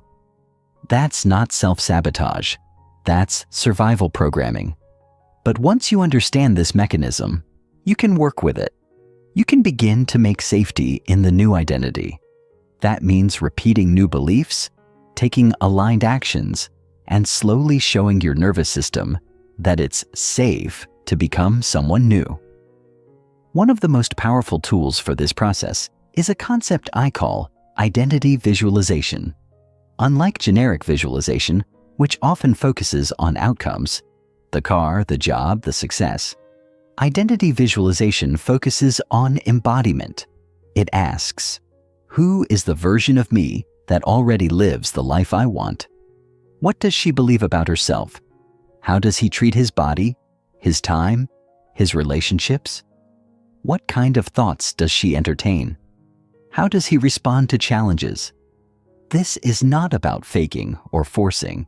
It's about rehearsing, because the brain doesn't distinguish much between real and imagined experience.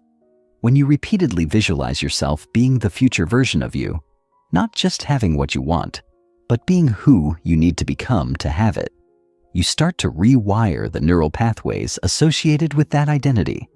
And slowly, your outer life starts to catch up to your inner rehearsal. Now, here's something most people don't talk about. Becoming a new version of yourself often involves grieving the old one. That's right, grief. Because even if your old identity was painful, it was familiar. It might have helped you survive. Maybe it protected you from rejection by keeping you small. Maybe it earned love through perfectionism. Maybe it created control in a chaotic world. And when you begin to let go of that identity, part of you will feel unmoored. That's normal. That's sacred. Grieve it. Honor it. Say thank you. And then gently release it. You are not abandoning who you were. You are evolving beyond it. You are allowed to outgrow your coping mechanisms. You're allowed to outgrow your old labels. You're allowed to become more than what others expected of you. Let's talk now about micro-alignments, tiny, consistent shifts that create massive identity change over time. Most people try to change their lives by changing their behavior directly. I'm going to wake up at 5 a.m., work out every day, meditate, and eat clean. But if those behaviors don't match your underlying identity, if you still see yourself as someone who lacks discipline, they won't stick. Instead, the most sustainable transformation happens when you align your actions with your new identity, not the other way around. That means starting small. If your new identity is, I am someone who respects my body, maybe your first micro-alignment is drinking a glass of water every morning. If your new identity is, I am someone who speaks my truth, maybe your first micro-alignment is sending one honest message today. These small actions signal to your brain, this is who I am now. And when repeated, they become part of your self-concept. Over time, identity drives behavior, not through force, but through congruence. And here's the most beautiful part. When you shift your identity, you don't just change your life. You give others permission to do the same. Human beings are wired for resonance. When you embody a new level of truth, wholeness, and alignment, the people around you feel it. Your courage to break out of old stories creates space for others to question theirs. Your willingness to live authentically becomes a mirror of possibility. This is not about being perfect. It's about being real. Real with your process, real with your struggles, real with your desire to become more. Because the world doesn't need more polished performances. It needs more people who are living from the inside out. So, here's where we begin. Not with goals or strategies or productivity hacks. We begin with a question. A question that will follow us through the rest of this chapter and perhaps through the rest of your life. Who are you becoming? Not who were you told to be, not who you've always been, not who others expect, but you, the version that your soul keeps whispering about in quiet moments, the version that feels truer, freer, fuller, the version you haven't fully met yet, but you're beginning to sense. That version of you is not a fantasy, it's a memory of your future, and the shift begins now. Chapter 13.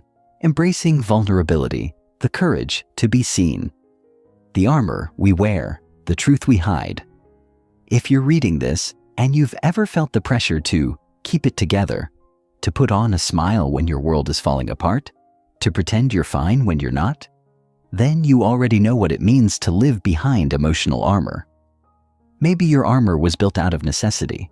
Maybe life didn't offer you safe spaces to fall apart, to be held without judgment, to show your messiness without fear of rejection. And so, over time, you learned to perform strength, to package your pain in silence, to filter your truth so you wouldn't make others uncomfortable. That armor probably served you. It got you through hard seasons. It helped you survive. But now you're being called to do more than survive. You're being called to live. And to truly live, to connect, to love, to create, to grow, you have to be seen. Not the polished version of you, the real you. And that starts with vulnerability. Vulnerability at its core is the willingness to be emotionally exposed. It means saying, this is who I am, without knowing how the world will respond. It means showing up without a guaranteed outcome. It's the trembling hand that reaches out first, the quiet confession of fear or longing, the brave, imperfect truth. And it's terrifying, because to be vulnerable is to risk being hurt. That fear is ancient. Our brains are wired to associate vulnerability with danger, because in our evolutionary past, being rejected by the group could literally mean death. So now, even in the modern world, where rejection doesn't threaten our survival, it can still feel like it does. That's why many of us would rather numb our emotions, control our image, or disappear into perfectionism than risk the raw, unfiltered exposure of vulnerability. But here's the paradox. The thing we most crave, true connection, can only happen through the very vulnerability we're afraid of. Think about the moments in your life when you felt closest to another human being. Chances are, those weren't the moments when everything was perfect. They were probably the moments when you or someone else let the mask drop. When someone said, "I'm scared," or "I don't know what I'm doing," or "I need help." Those moments don't push us apart, they pull us together. Why? Because they remind us we're not alone. We recognize ourselves in each other's imperfections. We feel less isolated in our own. And in that recognition, healing happens. Not just emotionally, but physiologically. Research shows that vulnerability builds trust, releases oxytocin, the bonding hormone, and even lowers cortisol levels. It's not just spiritual, it's biological. We are literally wired to connect through authenticity. And yet, we resist it, because it asks so much of us. To understand vulnerability, we have to understand the stories we tell ourselves about what it means to be strong. Most of us grew up with distorted definitions of strength. We were told that strength looks like never crying, never needing, never breaking. We were told that strength is stoicism, silence, independence at all costs. But that version of strength is brittle. It breaks under pressure. True strength is supple. It bends. It allows emotion to move through. It makes room for softness. And the truth is, it takes far more courage to say, "I'm struggling," than it does to pretend everything's fine. Pretending is easy. Honesty is hard. But it's also liberating. When you stop performing for approval, you free yourself to be loved for who you actually are, not who you're pretending to be. And that, right there, is what we're all really longing for. So how do we begin? How do we move from guardedness to openness, from curated image to authentic self? It starts with self-compassion.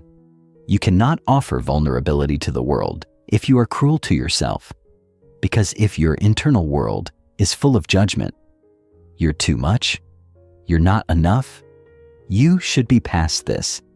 Then you'll never feel safe enough to be seen. Self-compassion creates the foundation. It sounds like this. It's okay to feel this. It makes sense that this is hard. You're allowed to not have it all figured out. These aren't fluffy affirmations. They're survival tools. They're the emotional scaffolding that lets you lower your guard. The more gentle you are with yourself, the more courageous you can be with others. Vulnerability doesn't start in a conversation. It starts in the relationship you have with your own heart. Now, it's important to say this clearly. Vulnerability is not oversharing. It's not dumping your pain on people who haven't earned your trust. It's not bleeding on those who didn't cut you. Vulnerability is a discerned risk. It's rooted in emotional maturity. You don't have to tell everyone everything. You have the right to protect your privacy. What you're being invited into isn't exposure. It's honesty. It's the willingness to stop pretending, to stop hiding your humanity in order to be palatable. Vulnerability is saying, "Here's what's real for me," even if your voice shakes, especially if it shakes. It's the quiet rebellion against a world obsessed with image. It's the slow, sacred return to truth. Let's explore what vulnerability looks like in everyday life, because it's not always a dramatic heart-to-heart or a tearful breakdown. Sometimes, vulnerability is simply asking for help when you're overwhelmed. It's telling a friend, "I'm not okay." It's saying, "I love you" first. It's admitting you don't know what you're doing. It's apologizing sincerely. It's showing your art, your writing, your voice, knowing not everyone will like it. It's telling the truth in a relationship instead of saying what's expected. It's showing up to therapy.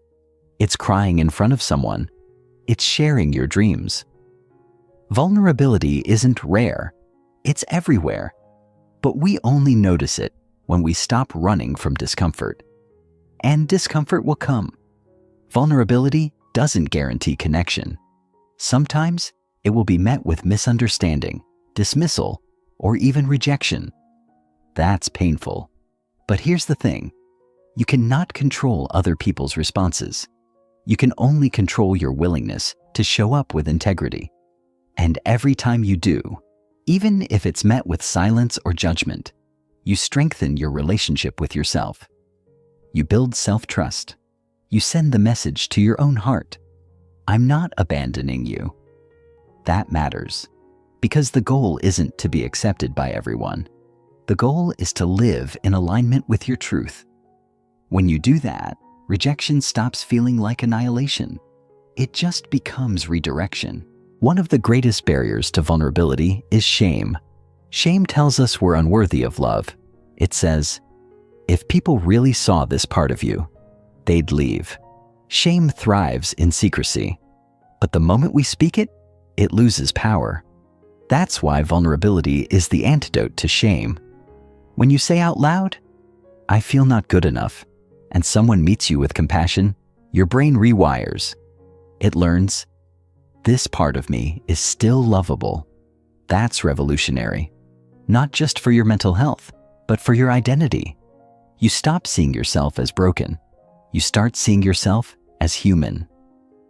So here's the invitation for this week. Notice your armor. Where do you feel the need to hide, to edit, to perform? What parts of yourself do you only share when you feel safe? Then ask, what would it look like to bring 5% more truth into those spaces? Not 100%, just 5%. That might look like saying, I'm having a tough day instead of, I'm fine. Or sharing your idea in a meeting, even if it's not perfect. Or telling your partner, I feel disconnected lately.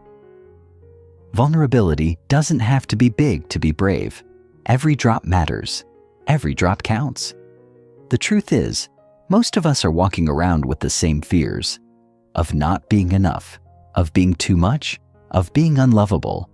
And yet, we cover those fears with 1,000 masks, thinking that will protect us. But the masks keep us lonely. They keep us disconnected. When you take yours off, just a little, you make it safer for others to take theirs off too. That's how we change the world. Not through perfection, but through presence. Not through performance, but through truth. You were never meant to carry your pain alone. You were never meant to harden in order to survive. There is a softness in you that is sacred, a tenderness that is not weakness, but wisdom. The more you honor it, the more whole you become. And in that wholeness, you find a kind of freedom that can never be taken away. Chapter 14, Creating a Life of Meaning, Defining What Truly Matters. The Quiet Ache for More. There's a strange moment that often arrives in the midst of growth, and it doesn't look the way most people expect. You've been doing the work, healing old wounds, setting boundaries, creating habits, stepping into courage. And by all external measures, you're doing better than ever. And yet, something still feels hollow. You sit in your newly organized, peaceful home, journaling your gratitude list, repeating your affirmations, doing everything right, and still, a quiet ache lingers beneath the surface. It's subtle, but unmistakable. A low, persistent whisper. Is this all there is? You try to push it away. You tell yourself you should be happy. You've come so far. But the ache remains, and if you're honest, it's not a sign that something's gone wrong. It's a sign you're ready to go deeper. You're no longer just seeking survival.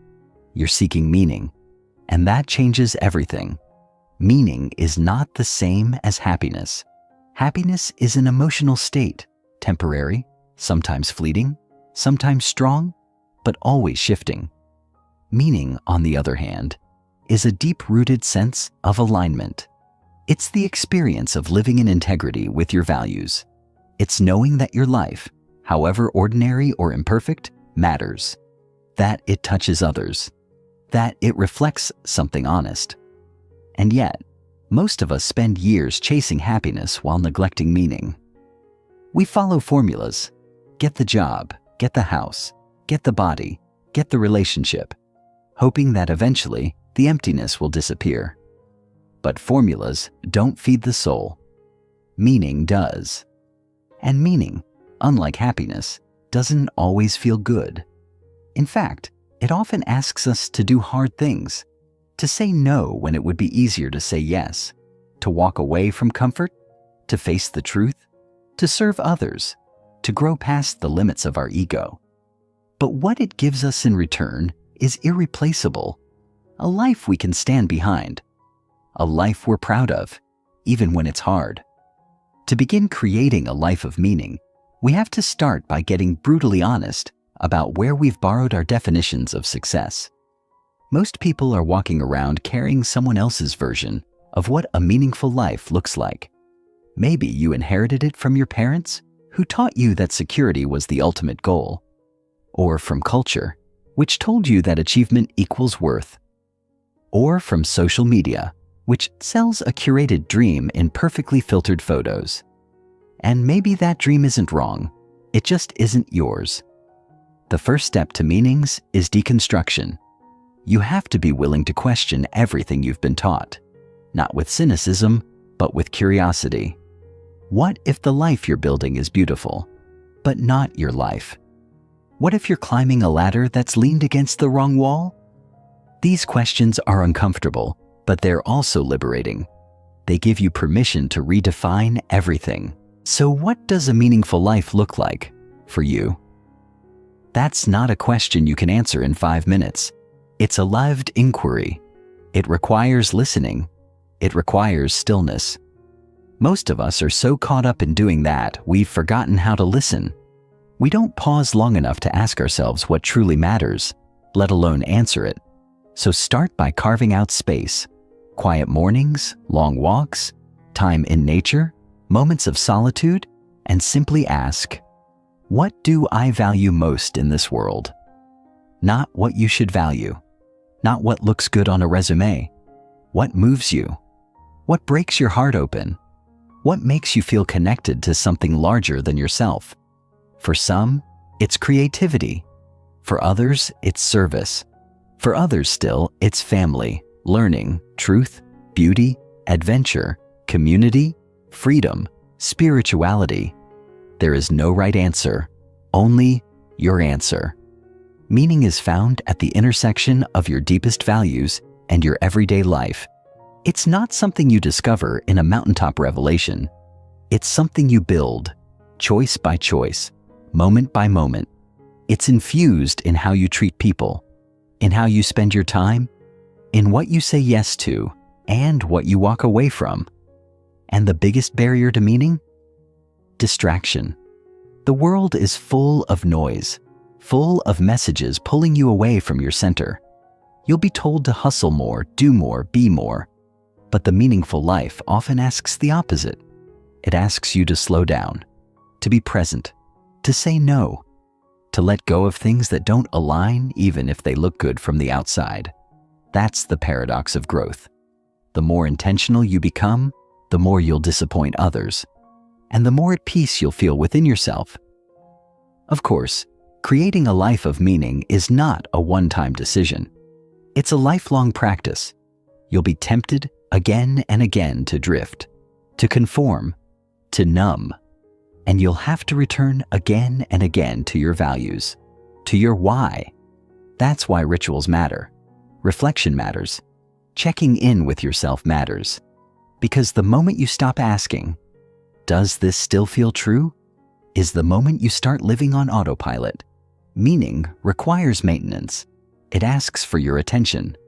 But it's worth every bit of effort because it gives you something no achievement ever can. A sense of internal alignment. A feeling of rightness even in chaos. A quiet knowing that you're living in accordance with your soul. It's also worth saying that a meaningful life doesn't have to be flashy. In fact, some of the most meaningful lives are also the most ordinary. They're not lived on stages or in spotlights. They're lived in kitchens, in classrooms, in forests, in quiet acts of kindness. They're built in the way you care for your child, the way you listen to a friend, the way you keep showing up when it's hard. The ego wants significance. The soul wants meaning. Don't confuse the two. You don't need to be extraordinary to live a meaningful life. You just need to be real, to be present, to be aligned. That's enough. That's more than enough. If you're struggling to find meaning, it might be because you're disconnected from your story. Sometimes we can't access purpose because we haven't fully processed our past. We're still carrying shame, regret, grief, or guilt. We're stuck in loops of I should've or if only. But here's the truth. Your pain is part of your path. Your mistakes, your heartbreaks, your detours, they're not detours at all. They're part of what gives your life texture, empathy, wisdom. Meaning doesn't come from perfection. It comes from redemption.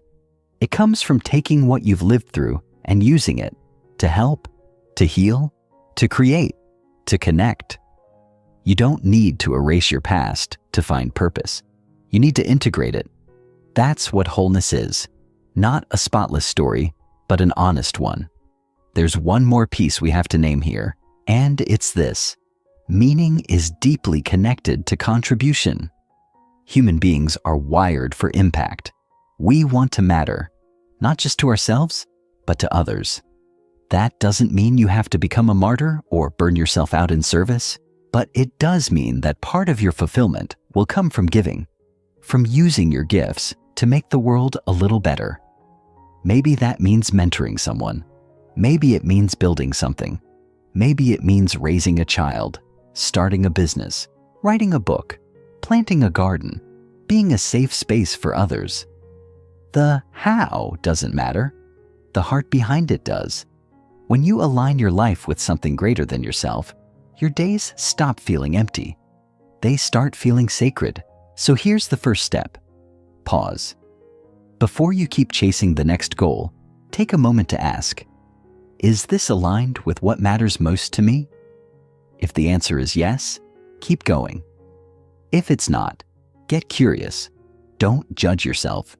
Just explore. What would it look like to choose differently, even in small ways? What would it feel like to come home to your own values, your own rhythm, your own truth? Because that's what this is really about.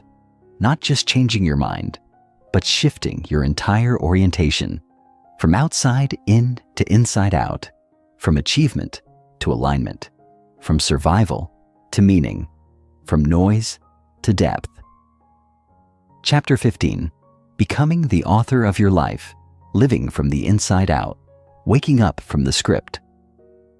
There comes a moment in every journey of transformation where we begin to see, clearly and maybe for the first time, that we've been living by a script we didn't write.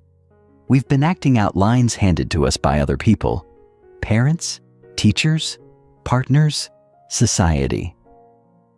Some of those lines were meant to protect us. Others were rooted in fear, shame, control. Many were passed down unconsciously, generation after generation. And though we've tried to make the most of the role, tried to improvise and adapt, something never quite fit.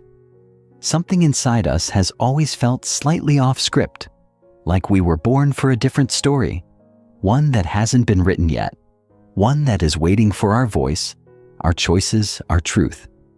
This is the chapter where we claim that authorship, where we begin, truly and courageously, to write a life that reflects who we are, not who we've been told to be. It's a radical act, this waking up, because it means questioning everything you've taken as given. It means looking at your life, not with blame, but with honesty, and asking, where did this belief come from? Who taught me to think this way about myself? When did I first learn that I had to shrink to be loved, or strive to be worthy, or stay silent to be safe? These aren't easy questions. They're not meant to shame you. They're meant to free you. Because when we don't ask them, we live on autopilot. We become characters in someone else's story. But when we do ask them, when we bring light to the unconscious scripts, we begin to reclaim our power. The truth is, no matter how long you've lived by default, you can begin at any moment to live by design. And the first step is awareness. Start with the stories. Every one of us carries a collection of core stories about who we are, what's possible, and what we deserve. These stories shape everything: our relationships, our careers, our inner dialogue. They often begin in childhood, in moments of pain or praise, and solidify over time. Maybe your story was, "I'm the responsible one," so you became the caretaker, the overachiever, the one who holds it all together. Or maybe it was, "I'm not good enough," so you kept chasing approval, chasing perfection, never feeling like you quite arrived. These stories aren't facts, they're interpretations. And if you can write a story, you can rewrite one. You are not bound by the narratives of your past. You are the editor. You get to decide what stays and what goes. But you have to see them clearly first. A powerful practice here is to sit down with a blank page and write, without filtering, the story you believe about your life. Not the story you tell others, but the one you tell yourself in the quiet moments. The one that plays in the background when you're alone. Write it all out. Your beliefs about love, success, failure, identity, purpose. Then ask yourself, who wrote this? Whose voice is this? Is it my own, or does it belong to someone I was trying to please, impress, or survive? And finally, is it still true? Does this story serve the life I want to live? That last question is everything. Because some stories, while once protective, have become prisons. And part of growing is outgrowing. It's important to understand that authorship doesn't mean control. Life will still throw curveballs. There will still be pain, loss, uncertainty. But authorship means you get to decide what those things mean. You get to choose the lens. You get to determine how you will respond, what you will make of your experiences, what you will carry forward, and what you will leave behind.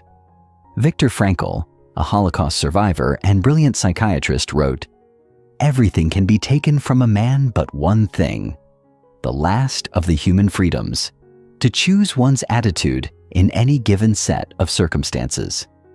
That is the heart of authorship. Not the power to avoid pain, but the power to interpret it in a way that honors your values, your strength, your growth. The more you step into authorship, the more you realize that your life doesn't have to be impressive to be meaningful. It doesn't have to match anyone else's timeline or aesthetics. It just has to be yours. Authorship is about congruence, about integrity, about making choices that are aligned, not with who you were told to be, but with who you are becoming. And sometimes that means choosing paths that others don't understand, saying no to things that look good but feel hollow, saying yes to things that scare you but feel true. It's not about getting it perfect, it's about getting it honest, and that takes practice. One of the most common barriers to authorship is fear, specifically the fear of disappointing others. We're social beings. We're wired for belonging. And for many of us, the idea of stepping outside the expected story feels like a betrayal of family, of culture, of identity. But here's what's true. Every time you abandon yourself to please others, you deepen your own self-betrayal. And every time you honor your truth, even in small ways, you build trust with yourself. That trust is the foundation of authorship. You cannot write your life with confidence if you're constantly editing yourself for approval. The cost is too high. Approval is temporary. Alignment is sustainable. To begin living as the author of your life, you must also become a student of your inner world. Learn your patterns. Notice your triggers. Listen to your intuition. When something feels off, don't dismiss it. Explore it. When something lights you up, don't downplay it. Follow it. You are constantly being guided, but most of us have been trained to ignore the signals. We override our instincts with logic, with fear, with shoulds. But authorship is about reclaiming your inner authority. It's about letting your values, not your fear, be the compass. Letting your truth, not your conditioning, be the guide.